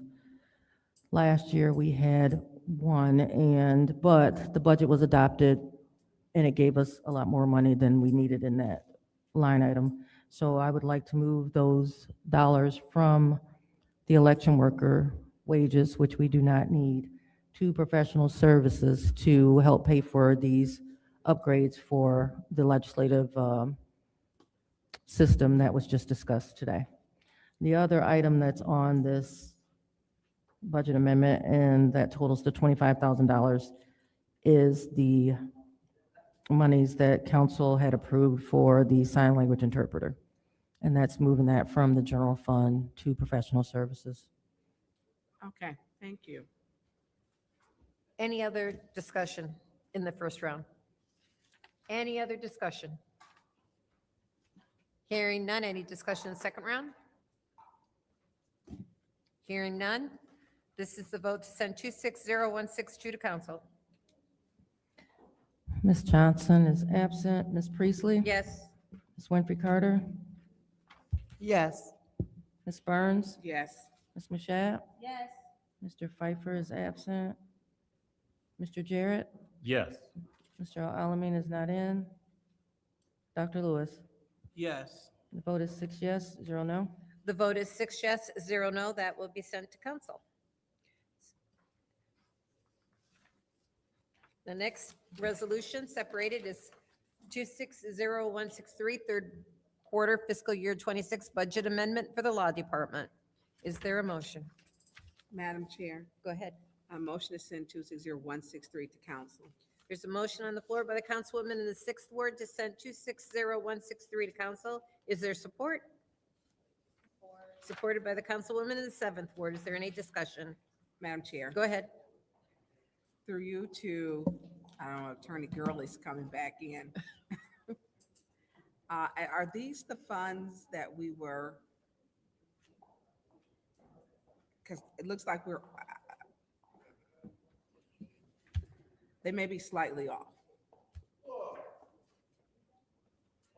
So this one is asking for, what is it, 3 million to be moved over? Good evening, council. That is correct. There's $3 million request to pay for certain judgments that have come through since December. These are not the judgments we just talked about. The first judgment is the Cameron case where the verdict was rendered at the middle of December for $1.6 million. Is that the bicyclist? Yes. And then, Okay. And then the other one is? The Bowman case was an Eastern District of Michigan case. The verdict was for $325,000. The request was for over a multi-million-dollar request by the plaintiff, and then there are also attorney's fees that go along with that in excess of $700,000. What was the Bowman case? That was an excessive force case. From the police department? Yes. What year? I'll have to get that for you. But it was in, I believe, 2023, 2024. 2023, 24 is when it happened. Yes, Now, I'll so- get the exact date for you. Did we go in executive session? Or was this one a judge's order? Judges. Wow. I thought the lawyers called a shot. So this one is a judge's order, and then you said 600,000. So there were two parts to the second case, the Bowman case. The jury verdict was Attorney, 325,000. I'm sorry, it is hard to hear you. Okay, is that better? Okay. Okay, so for the Bowman case, the jury verdict was 325,000, but because it's a civil rights claim, there are attorney's fees that can be also garnered for that case. So those were still in dispute, but they are asking for $700,000. So 700,000 for attorney fees. How long did that case go on? That was a 5-day trial in the city of Detroit. Okay. And what was the other? The other one was the cyclist, Correct. and that one is where the individual was leaving, going home. He was on the Right. bicycle. That one That was in the news. approximately 1.6 million. 1.6. And is the 700,000 a part of? The Bowman case. Okay. Mhm. And so you're asking, okay, so you did like a roundup?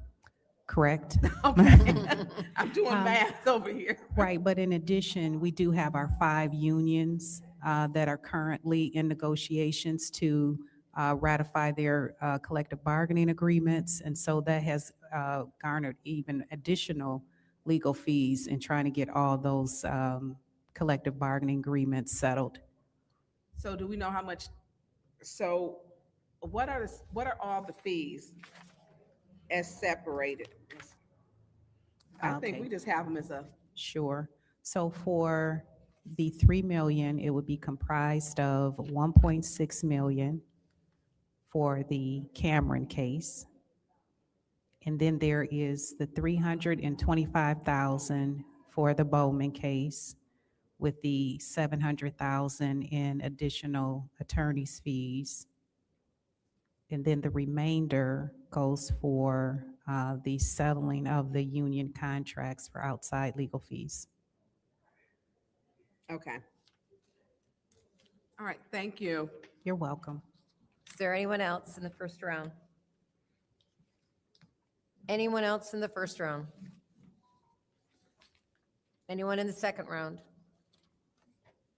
Anyone in the second round? Hearing none, this is the vote to send 260163 to council.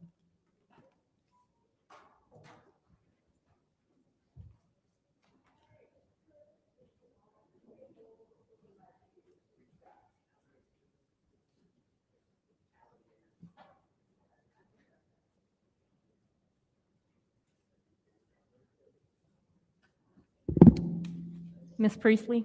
Yes. Ms. Winfrey Carter? Yes. Ms. Burns? Yes. Ms. Machette? Yes. Mr. Jarrett? Yes. Mr. Alamin is not in. Dr. Lewis? Yes. You have 6 yes, 0 no. The vote is 6 yes, 0 no. That resolution will be sent to council. Our Thank you, last- council. Pardon? Oh, yeah, you're welcome. Our next resolution is 260164, third quarter fiscal year 26 budget amendment for finance. Is there a motion? Madam Chair, Yes, go ahead. motion to send 260164 to council. Motion by the councilwoman in the 6th ward to send 260164 to council. Is there support? Supported by the councilwoman in the 7th ward. Is there any discussion? Madam Chair, Go ahead. you to Mr. Moore. Mr. Moore?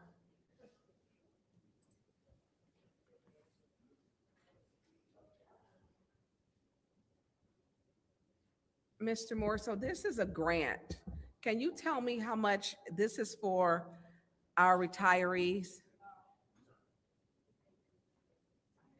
I didn't hear your question. I couldn't hear your question. I'm sorry, what is the grant for? The grant is to reduce our pension liability. For our pension liability? Correct. What percentage are we at now? I know when we started out before we got the 170 million, I think we were 26%. That's correct. What are we funded at now today? I don't have the numbers for this last December, but I'm estimating slightly over 70%. I'm sorry, I cannot hear you. I'm estimating that the number is slightly over 70%. I'll know that in probably in a month. I'll know the exact number. So in a month, you will know exactly how much, but you have to have a figure today. But Yeah, we haven't received our actuarial report yet. Okay, what were we at the last report? The last report was at about 67%. Okay, so, and then we'll get the new report in about a month. Right. So we're about 67. No, we're hoping to be over 70 is what we're shooting for. Okay. Madam Chair. Yes. Ladies, I was just going to I actually. really need to hear the pension. Can I please. ask the people in the back, in the videography area, to please keep it down so that we can hear? Thank you. Go ahead. I really need to. So we're at 67. Right. Today, we're at 67%. The new report comes out when? It normally comes out at the end of June sometime, last week or two of June. End of June. Okay, so we got 170 million, and then we were supposed to get another 50 million. We did not get it, right? We received, the same year that we got the 170, We're supposed to get 220 that year. We were supposed to, we didn't get that. What we received is a total of 172 million the first year. The next year, we received another $10 million. Another what? $10 million. Okay. And then, can you list the payments going down? And then this year, we're received the $27 million. 27 million? Correct. Is there any way we can get that 50 million back? Well, I'm quite think sure our retirees would love to have that 50 million back. You're absolutely correct. We very much want that. We just need to keep working with our legislative team in Lansing because they've been very supportive and they've made a huge difference in what our pension costs are each year.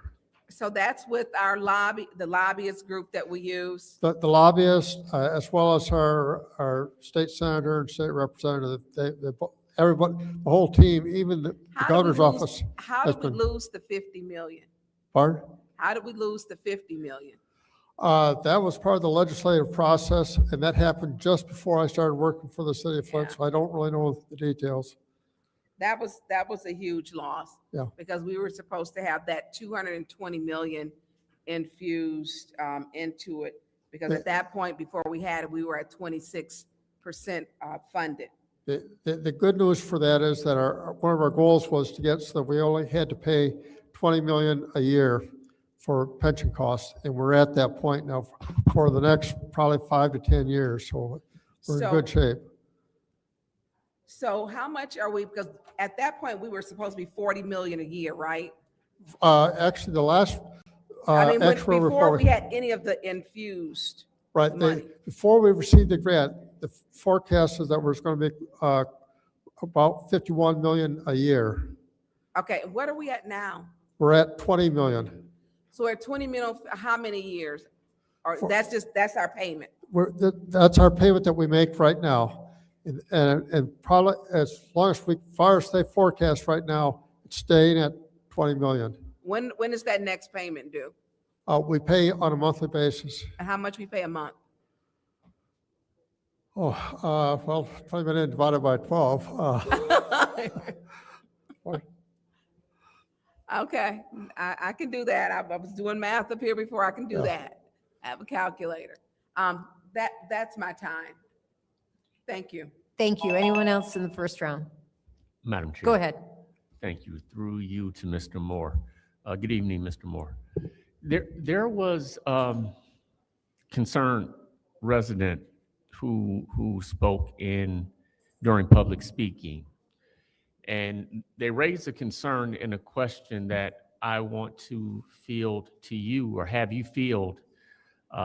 May require a little bit of research or understanding on your part, but it revolved around our relationship with providing service to the city of Burton. Okay.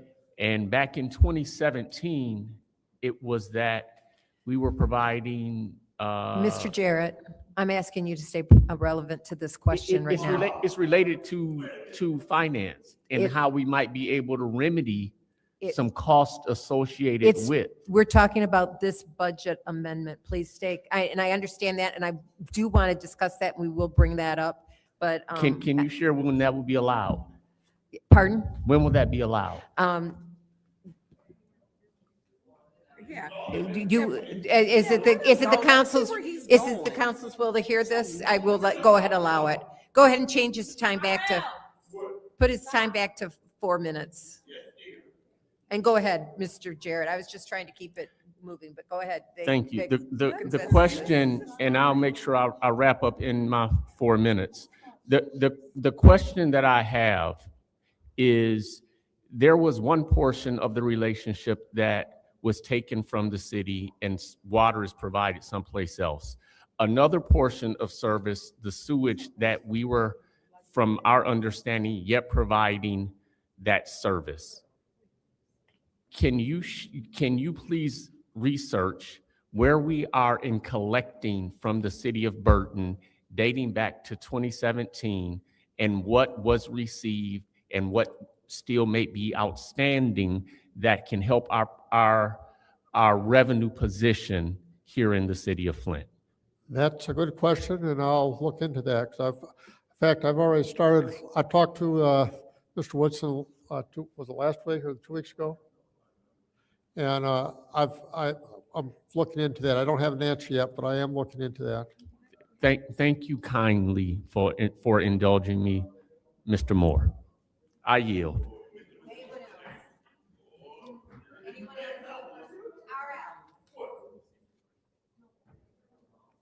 Is there anyone else in the first round? Anyone else in the first round? Anyone in the second? Madam Chair. Go ahead. Mr. Moore, what is the name of the company that we use now? Because I know we switched a couple years ago, maybe 2 years ago. For what? For the lobbyist company. Oh, geez. I never deal with them, so I don't. You don't deal with them? Not directly, no. Who handles that? That would probably be Phil Phelps that handles that. Request for information. What's your request? To the speaker, did you know I asked Mr. Edwards a couple of months ago, so he may have that information for you? Oh, thank you. Did you get an answer? No. Thank you. Go ahead. We don't. Hold on, Miss. To you, Madam Chair, to Mr. Edwards. Mr. Edwards? Mr. Edwards, could I get that? We would like to know the name of the lobbying company that we are currently using that is working for the city. I know we changed companies, but if you could please give us the name.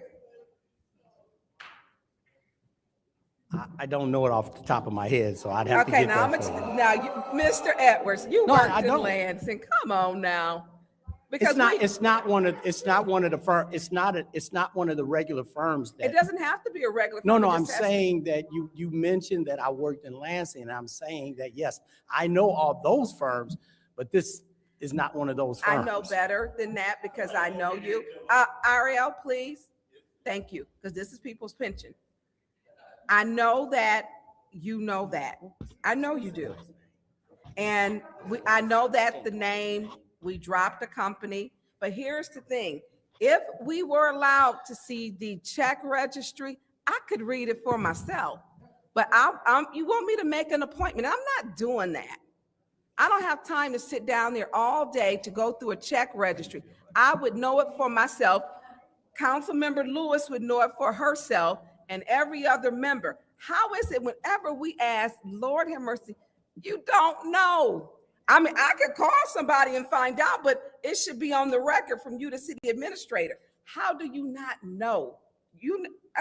Mr. I'm exposed to 100,000 facts You know every the day, lobbyist firm, but I know that. I don't always know every single fact. Which one do we lose I the will 50 figure it million out, to? or I will find it out and get Okay, it to you, but I'm not exposed. I don't have everything committed to memory every day. Yeah, what was the firm that we lost, that we messed up with the 50 million?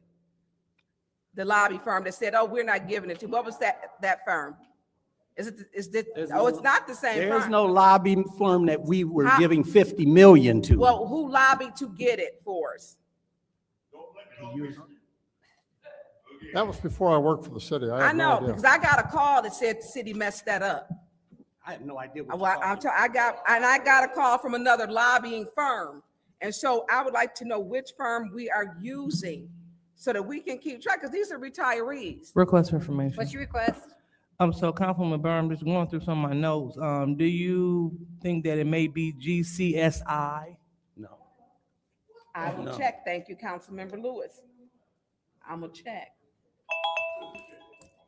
Thank you. Any other discussion? Any other discussion in the second round?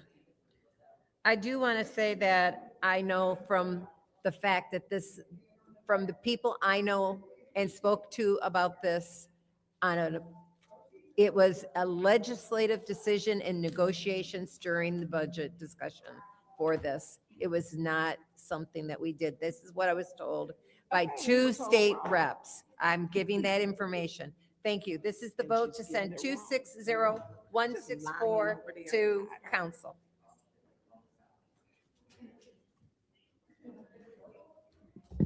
Ms. Winfrey Carter, Yes. Ms. Burns, Yes. Ms. Mashat, Mr. Jarrett, Yes. That's the end of this. Mr. Alamin is absent, Dr. Lewis, Yes. And Ms. Priestley. Yes. The vote is 6 yes, 0 no. The vote is 6 yes, 0 no. That will be sent to council. I'll entertain a motion to adjourn. Moved by the councilwoman in the 7th ward, supported by myself, councilwoman in the 4th ward. Roll call, Madam Clerk.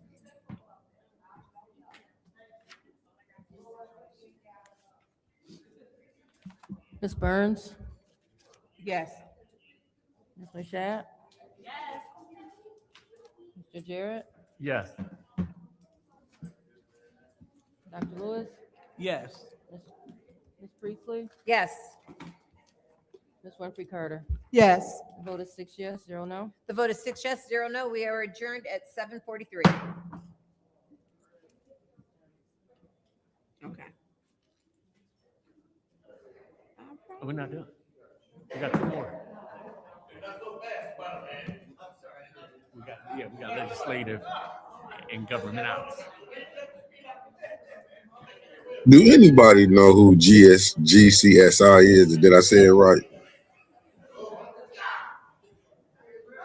CG. I did that all the way wrong. Do anybody know who this is? Y'all know I'm sitting up here watching this with y'all. Do anybody know who this is? Boy, is Liddell about to blow that 30.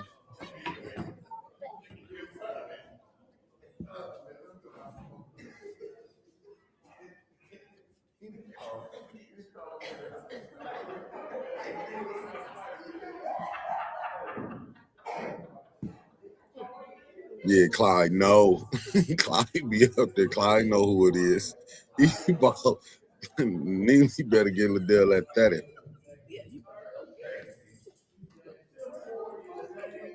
She didn't hand it up to. Allegedly. Let me say that allegedly. And then she was your mother.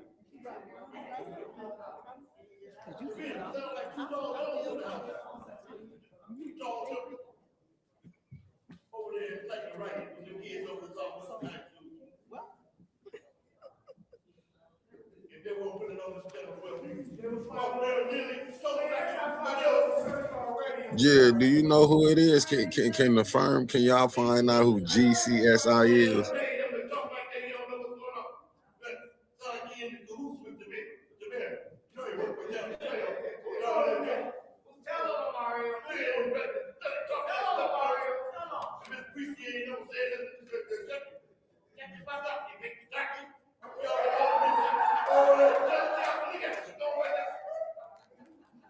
East Side, Justin, 20, up. Delaware, Justin, 3. You out? Oh. I think we all feeling that.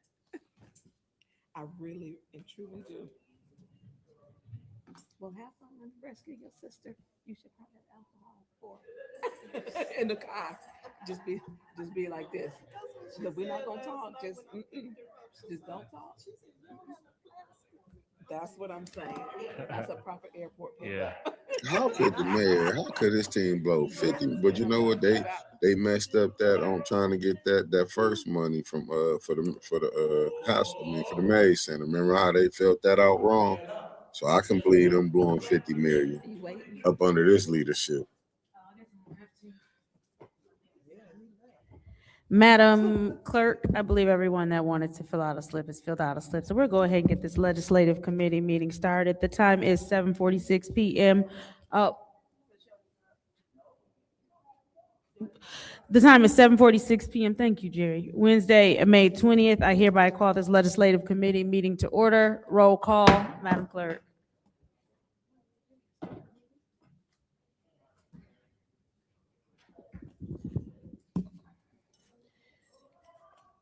Mr. Alamin is not in.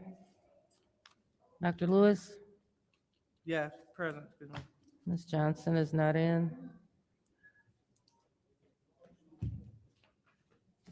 Ms. Priestley? Present. Ms. Winfrey Carter is not in. Ms. Burns? Yes, here, present. Ms. Mashat? Present. Mr. Pfeiffer is not in. Mr. Jarrett? Present. You have 5 members present. We have 5 members present. It is now time for the reading of the disorderly person city code subsection. Any person that persists in disrupting this meeting will be in violation of Flint City Code Section 31-10, disorderly conduct, assault and battery, and disorderly persons, and will be subject to arrest for a misdemeanor. Any person who prevents the peaceful and orderly conduct of any meeting will be given 1 warning. If they persist in disrupting the meeting, that individual will be subject to arrest. Violators will be removed from the meeting. Are there any requests for agenda changes and/or additions? Seeing how there are no requests for agenda changes and/or additions, it is now time for public comment. Members of the public who wish to address the city council or its committees must register before the meeting begins. A box will be placed at the entrance to the council chambers for collection of registrations. No additional speakers or slips will be accepted after the meeting begins. Members of the public shall have no more than 3 minutes per speaker during public comment, with only 1 speaking opportunity per speaker. First public speaker, Madam Clerk. The first speaker is R.L. Mitchell.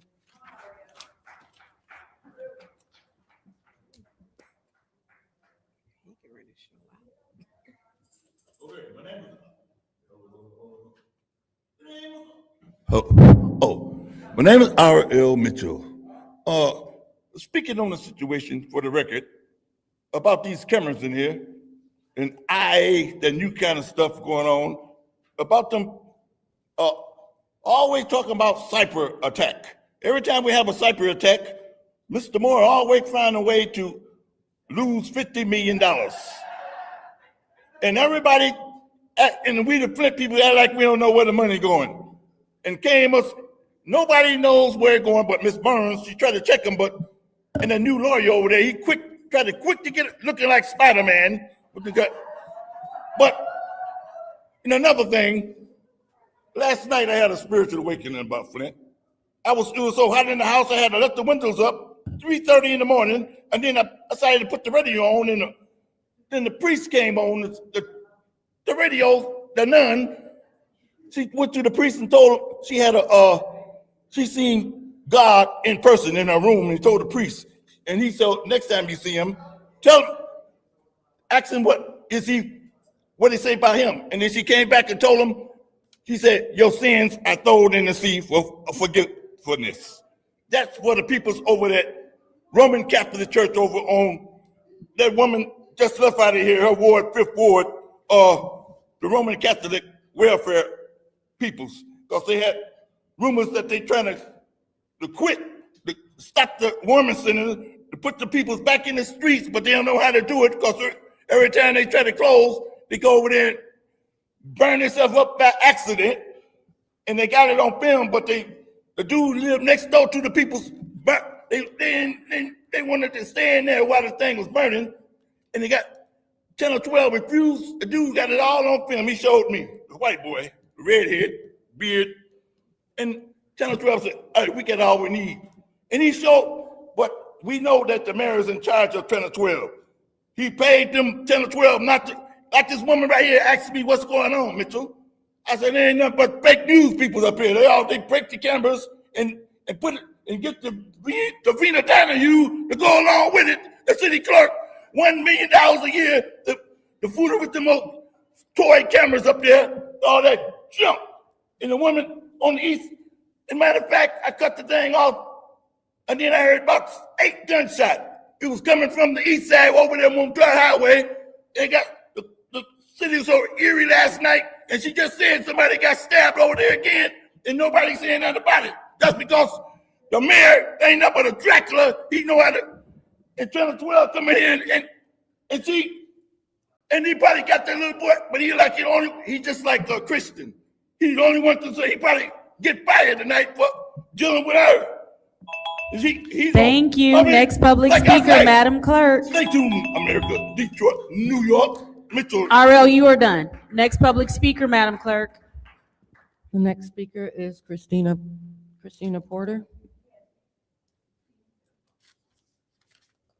Okay. Hello, guys, again. I know I usually get up here and talk about the hotel, but I do have another problem I'm dealing with, and it seems to be a topic of discussion tonight, so I'm going to go ahead and talk about that. My heart is heavy with grief, and the weight I carry is all-consuming. I'm writing this because I seek justice for my son, whose voice has been silenced forever. The pain of losing a child is unimaginable, and to be denied the opportunity to express this is the gravity of my loss and only deepens the wound. I have been denied the opportunity time and time again to talk to the city mayor.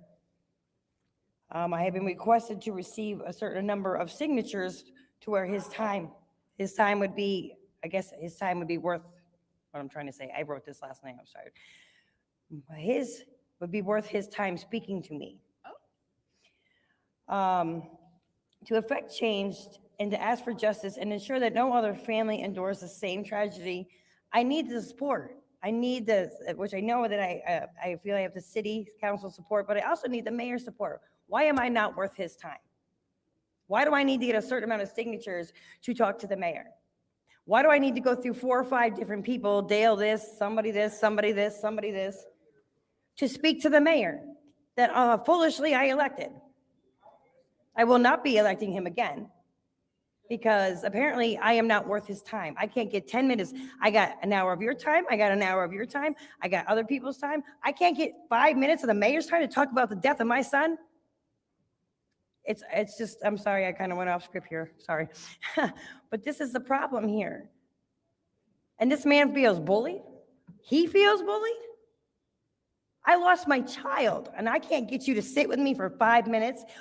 I'm sorry, do you have that much to do? According to what I've been hearing around here, you don't. I am not asking for much. I am not asking for, you two women have my utmost respect. The time and the courtesy and the sympathies that you have given me, I will never be able to pay. Thank you so much for helping me through this. But why can't the mayor speak to me? 1,000 signatures to speak to you? That's what I was told. And I got those signatures. I got those signatures last week. Why won't he answer the phone? I'm told, oh, Mr. Dale, this will set up an appointment. This one will call you and set up an appointment. This one. Really? Forget it. I don't want to speak to you. But when it comes to election time, don't look for my vote. It's for the mayor, not you guys, the mayor. Thank you. Next public speaker, Madam Clerk.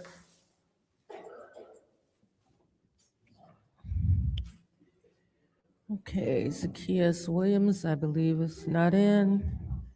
Tracy Rudder, I believe is not in. Arthur Woodson.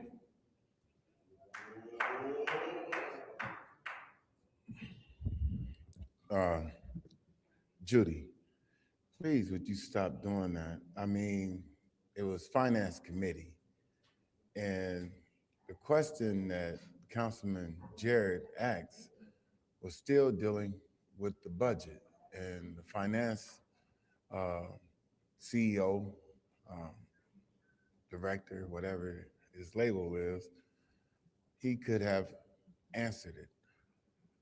The issue here is $28 for sewer times 12 since 2017. They have been coming up with the drinking revolving loan. That's $20 million that they asking the residents to pay back.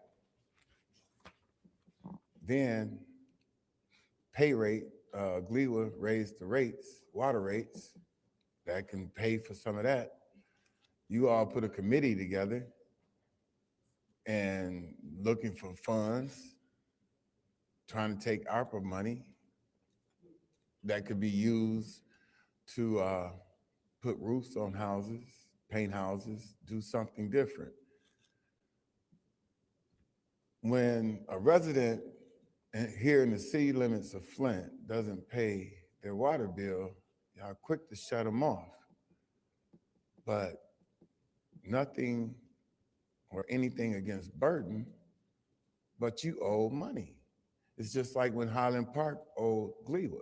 They sued them and got their money. We are owed money from Burton, and no one seems to be interested in getting that money because it's not the first time that I enact. I started asking when they asked to switch over, and everybody saw when they had switched over because they had brand new PVC pipes lined up down Saginaw Street. They had their whole system changed during the water crisis, except for Flint. General Motors even changed theirs over, except for Flint. So I don't think that this is something that should be put at the back of the burner because it's money that is needed. Flint, the city of Flint, water company or water department needs this money. And I think, and it's nothing, it's not a I got you moment. It's not anything like that. It's not to embarrass anyone, but it's to get the money that is owed to the city of Flint. Thank you. Thank you. Next public speaker, Madam Clerk.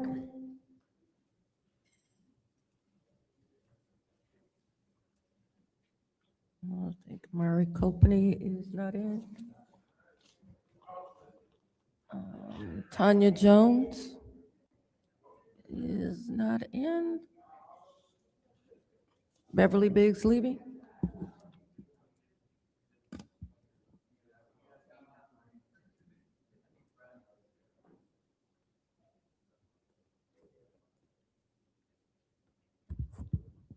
Back again, Beverly Biggs Levy for 3rd Ward City Council seat. Y'all lying mayor told this woman she needed 1,000 signatures in order to talk to him. That's ridiculous. 1,000 signatures, he's not that important. He went to the funeral today. They say he stayed in line more to get a ribbon than he stayed in line in the church. He didn't go to the casket. He didn't say anything. You guys, it's sad that the baby is gone, but our mayor, our legal, they're no good. They're corrupt. The corruption is so bad here in Flint, it's pitiful. And like I said, Jedediah Brown came here as a peaceful protest with the casket. He left City Hall with the police following him down through Hurley Hospital over to where the mayor lived at. There was no corruption. The police was laughing along with them guys. And they keep saying, until you do right by Flint, everything you touch will crumble. That don't sound like a threat. He ain't did nothing for the city. 8 years, and he want to get another 4 years. If we give that mayor another 4 years, we'll be a fool. Just put sucker on our forehead, because that's what he look at us as, suckers. He haven't given us anything. He haven't did anything for us. He gave some out for Christmas, talking about $100 box, and not a piece of meat was in the box. Now, how you gonna do somebody something for Christmas and don't give them nothing? I like them animals. I like hamburger meat, chicken, fish. He gave them all canned goods. So that's what he thought about you. You were a canned good. We need to wake up and get right. Judy, you look like you sleep, but you need to go tell your mayor, step down. Have a blessed day. Thank you. Next public speaker, Madam Clerk. Next speaker is Rich Jones.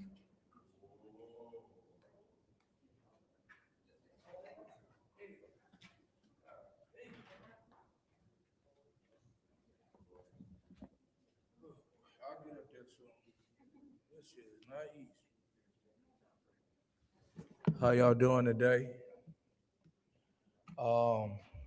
I just want to say that this last week, I've been seeing something that I've been wanting to see in a long time, and it's a lot of people coming together for the same cause. And I want to say that I had some negative things on my mind that I'm gonna push to the side because of 3 council people, Liddell Lewis, LaShawn, and Tanya Burns. I really appreciate what y'all done for the Howe family, and it's seen and it's appreciated no matter what negativity may have come or whatever. I appreciate y'all, and there's a lot of people in the community and the family appreciate what y'all done. So I just want to try to stay positive as a sad moment in our city. It was nice seeing it. It was a couple of people that I seen holding conversations together that I thought would never even talk to each other. So that was nice, and let's continue to fight for what we believe in, but that's to continue to make things happen that we agree on. Thank you. Thank you. Next public speaker, Madam Clerk. Madam Chair, that was the last speaker. All right, thank you. Seeing as how that was the last public speaker, it is now time for council response. Council members may respond once to all public speakers, only after all public speakers have spoken, and individual council members' response shall be limited to 2 minutes. Is there anyone who would like to speak during council response? Seeing as how there are no council members who would like to speak during council response. President? Yeah, I was trying to get your attention. Usually people use microphones to do so. Go ahead. So thank you so much, Mr. Jones. For your kind words, but also for what you do with the community. So I want to just acknowledge the fact that you have a developmental training at the Flint Development Center every Sunday, correct? That's still right? All right, starting at 2 o'clock. So what you've been doing I don't know how long you've been doing it, but I know this is like, you're doing it again. And so it's going from like 2 to 4. You can bring your young person up there to get developmentally trained for free right there on the north side. So thank you, because those small gestures is a whole piece of the pie of curbing violence and doing something positive for our youth. So thank you so much for all that you do as well, okay? And also, I would like to encourage the community to come on out to the Silence the Violence March. The Silence the Violence March. It will start at the MAC Center, and that's on the east side, right over there on Franklin, like on the corner of Davidson Road and Franklin. We're going to gather, and then we're also going to march to have a small ceremony. Last year, we were privileged to have a lot of out-of-town guests. We even had the deputy mayor of Detroit come and join us. So please come on out. A lot of people, they want to know what can they do Well, one thing that you can do is come on out. It's bigger than just marching. You are connecting with people that are stepping away from the keyboard and that's really putting a foot on the ground to make change. So you never know the connections that you may meet at these rallies. You can meet and connect with someone that could do some great things in the city of Flint. So come on out, the Silence to Violence March taking place this Saturday at 1 o'clock, starting at the Mack Center right there on the corner of Franklin and Davidson Road. Thank you so much, Madam President. Thank you. Is there anyone else who wishes to speak during council response? Seeing as how there's no one else who wishes to speak during council response, it is now time for the consent agenda. What is the pleasure of the body? Councilwoman in the 4th Ward. Make a motion to send the consent agenda to council. There's a motion to send the consent agenda to council. Is there support? Support. Supported by the councilwoman in the 6th Ward. Are there separations? There's literally only one. Madam Chair. All right, yes. I am asking council to separate the ordinance. I have some information. I don't know what you said. I'm asking council to separate that ordinance as I have information. And the consent agenda, if you vote on that, there's no discussion. All right, we'll go ahead and separate that. I don't know. Madam Chair, Councilwoman Priestley. I make a motion to send 260135 to council. There's a motion to send ordinance 260135 to council. Is there support? Moved and properly supported by the councilman in the 9th Ward.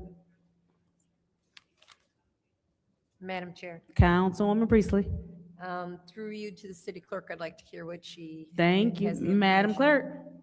Okay, if you recall, this ordinance was postponed back to this agenda because there were questions, particularly Mr. Pfeiffer had questions, and there was concern about whether or not it had to go back to the Planning Commission.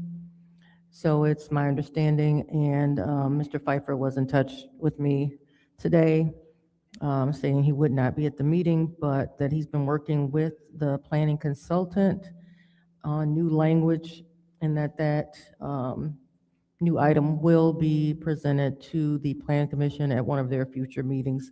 Also, Mr. Menifee concurred that information. So Mr. Pfeiffer has asked that you postpone this back to legislative and until they can bring forward a new ordinance if necessary. Madam Clerk, since this is my time, did he want it to stay in legislative or to postpone it indefinitely for it to come back at a later time? We'll just leave it here. It sounds like he wants to postpone it indefinitely. Just leave it here. He wants to postpone it. We will just leave it here. Okay, make a motion to leave 260135 in committee, in There, legislative. there is a motion to leave 260135 in legislative. Is there support? Yes, support. Supported by a councilwoman in the 6th Ward. Roll call, Madam Clerk. Mr. Alamin is not in. Dr. Lewis? Yes. Ms. Johnson is not in. Ms. Priestley? Yes. Ms. Winfrey Carter is not in. Ms. Burns? Yes. Ms. Mashat? Yes. Mr. Pfeiffer is not in. Mr. Jarrett? Yes. The vote is 5 yes, 0 no. The vote is 5 yes, 0 no. Ordinance 260135 stays in legislative. What is the pleasure of the body? Motion to adjourn. There's a motion to adjourn by the councilwoman in the 4th Ward. Is there support? Support. Supported by the councilwoman in the 6th Ward. Roll call, Madam Clerk. Dr. Lewis? Yes.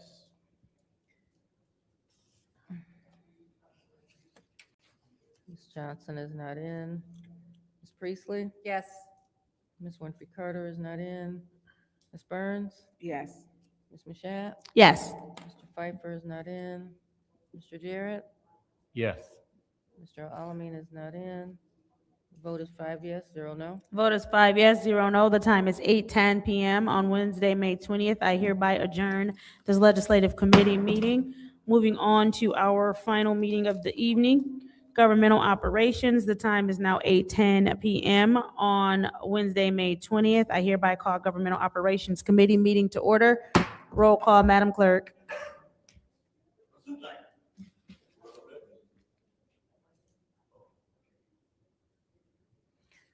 Mr. Alamin is not in. Dr. Lewis? Present. Ms. Johnson is not in.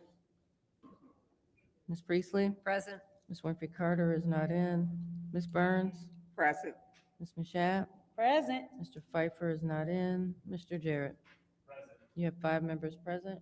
We have 5 members present. It is now time for the reading of the disorderly person city code subsection. Any person that persists in disrupting this meeting will be in violation of Flint City Code Section 31-10, disorderly conduct, assault, and battery in disorderly persons, and will be subject to arrest for a misdemeanor. Any person who prevents the peaceful and orderly conduct of any meeting will be given 1 warning. If they persist in disrupting the meeting, that individual will be subject to arrest. Violators will be removed from the meetings. Are there any requests for changes and/or additions?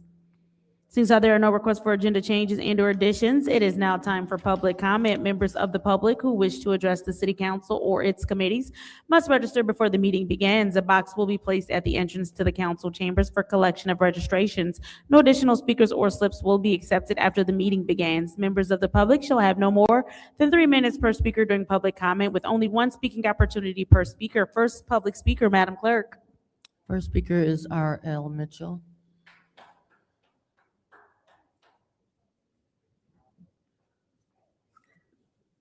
Hello, council.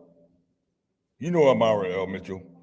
For the record, we the people like how Councilman Pfeiffer do business from his couch, telling them people's at the bridge, them Indians. That's why they stopped the project of Pfeiffer and sitting in the seat. This government, and just like the Maid Center. Me and Miss Wiggins be down there watching a movie every day this week and every now and then her husband walk in with his fully dressed, the chief of fire department, and he walked around looking and inspecting, and he had to fit in with them gamblers and stuff. He had to take his hat off and sit down, but he really wanted to seem he wanted to spend some time with his wife, just like the mayor and his wife taking care of the government.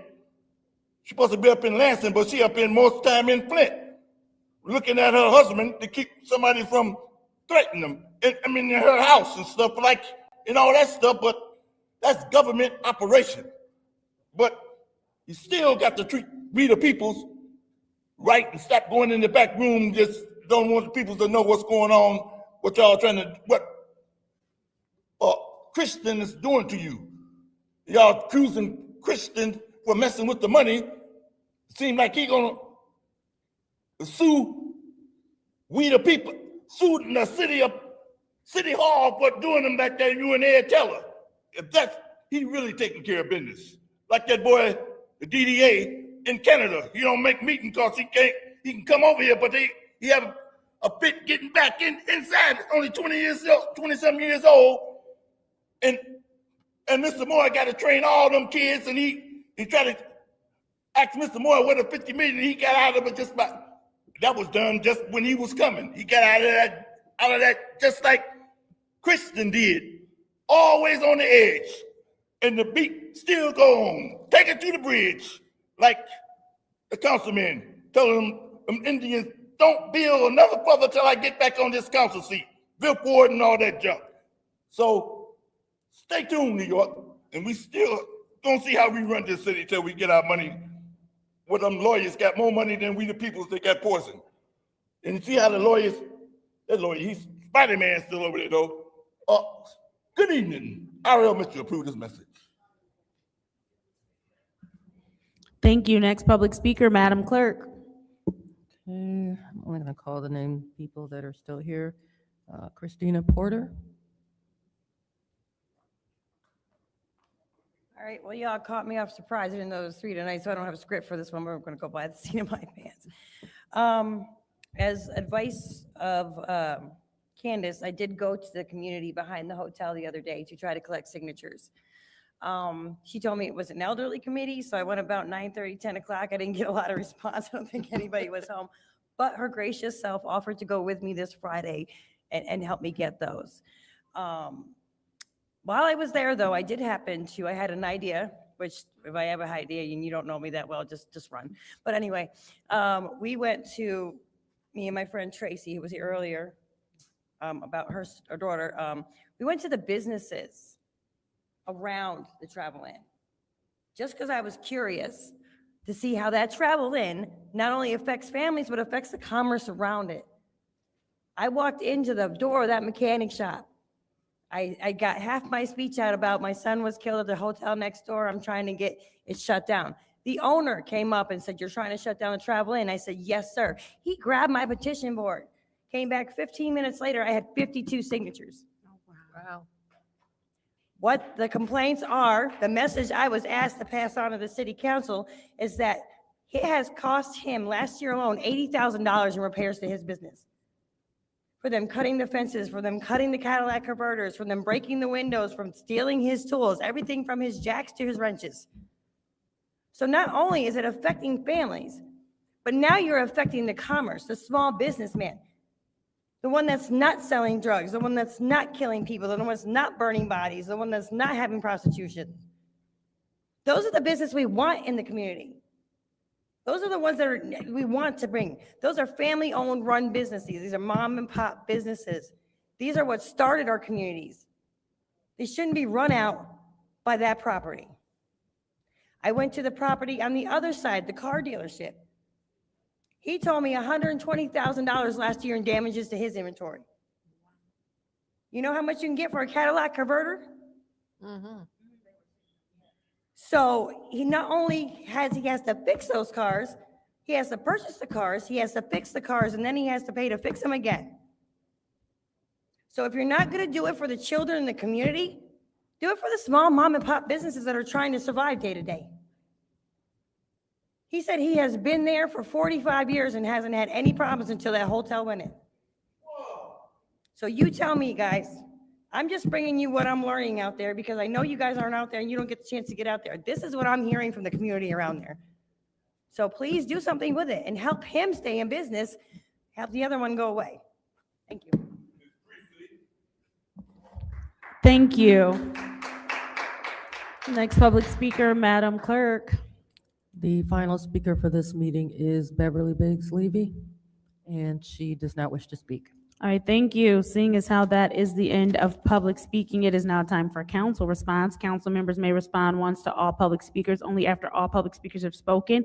An individual council member's response shall be limited to 2 minutes. Is there anyone who wishes to speak during council response? Madam Chair. Councilwoman Burns. Thank you. I am really trying to wrap my head around you having to get signatures to meet with the mayor. And I've never heard of such a thing. The mayor is supposed to have, as he stated, he has an open door policy. What you have is a deceased child. It doesn't make sense. Even if to listen, your concerns are valid. Not only did your child lose his life, we know that that place is a nuisance. Not only that, we know that it affects the businesses next to it and around it. But to collect 1,000 signatures, was that the staff that told you that? Or was it the mayor that said, hey, for me to sit down with you, you're gonna have to come up with 1,000 signatures? I'd like to hear that. Because it is this job, we're elected by the people, and it's public service. And that's what we're supposed to do. It's many times, I answer my phone and I may be busy, or people didn't even know I was sick, but you do it because it's public service. And my colleagues are the same way. 1,000 signatures to be able to have a meeting, then you're worthy after 1,000 signatures? That's insanity. That's insanity, and it shows that he's completely out of touch. You are not above the people. And it's a simple meet. You are a mom mourning her son. Your son matters. Your son's important. And you're here showing up week after week, meeting after meeting, because that's your child. I'm sorry. I'm sorry that shouldn't happen to you. Shouldn't happen to anybody. Not ever. Is there anyone else who wishes to speak during council response? Seeing as how there's no one else who wishes to speak during council response, it is now time for the consent agenda. What is the pleasure of the body? Madam Chair. Councilwoman in the 4th Ward. Motion to send to council. There's a motion to send the consent agenda to council. Is there support? I will support it. Are there separations? Oh, there's only one. All right, roll call, Madam Clerk.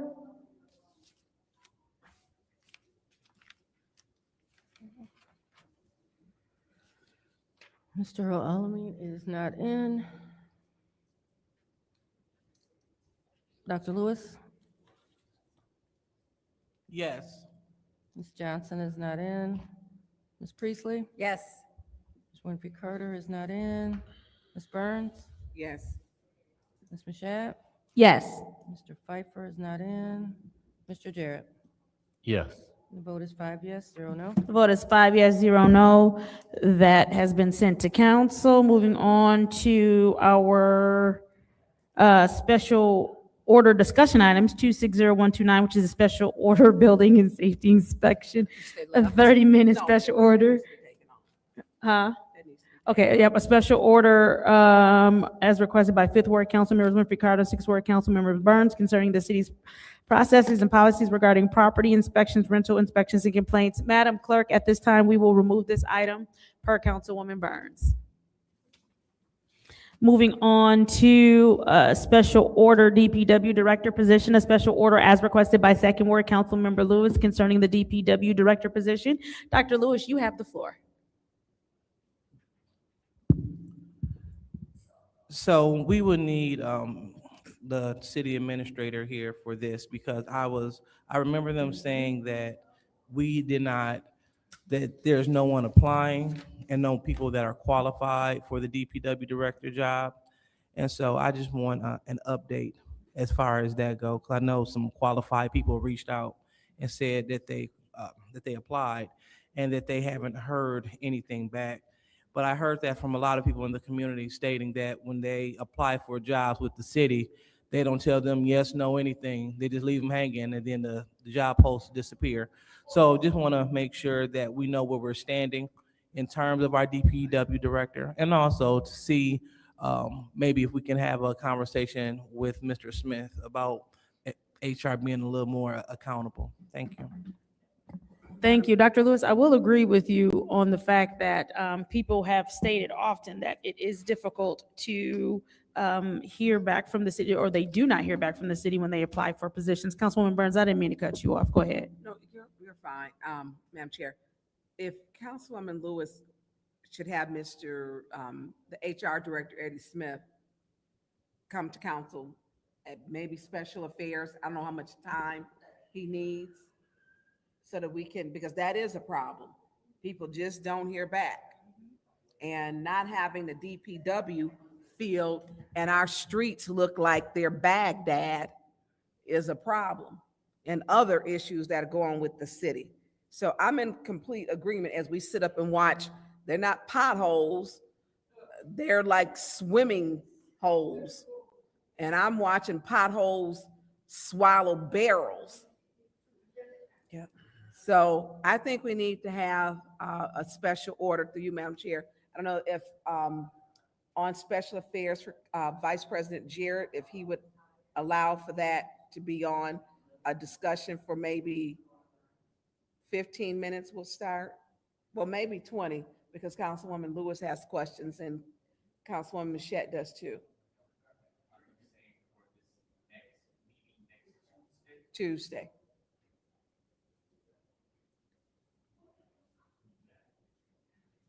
Madam Clerk, we're going to add a 30-minute discussion. 30-minute discussion, and you want. We're gonna invite, so it's two parts. So we're gonna have Mr. Edwards come and discuss the DPW, and then we're also gonna have Mr. Smith come and discuss, hiring practices. Okay. We good? Motion to adjourn. There is a motion to adjourn by the councilwoman in the 4th Ward. Is there support? Support. Supported by the councilwoman in the 6th Ward. Roll call, Madam Clerk. That's all Judy be Dr. wanting Lewis? to do. Yes. Ms. Johnson is absent. Ms. Priestley? Yes. Ms. Murphy Carter is absent. Ms. Burns? Yes. Ms. Mashat? Yes. Mr. Pfeiffer is absent. Mr. Jarrett? Yes. Mr. Alamin is absent. The vote is 5 yes, 0 no. The vote is 5 yes, 0 no, 8:26 PM on Wednesday, May 20th. I hereby adjourn this Governmental Operations Committee meeting.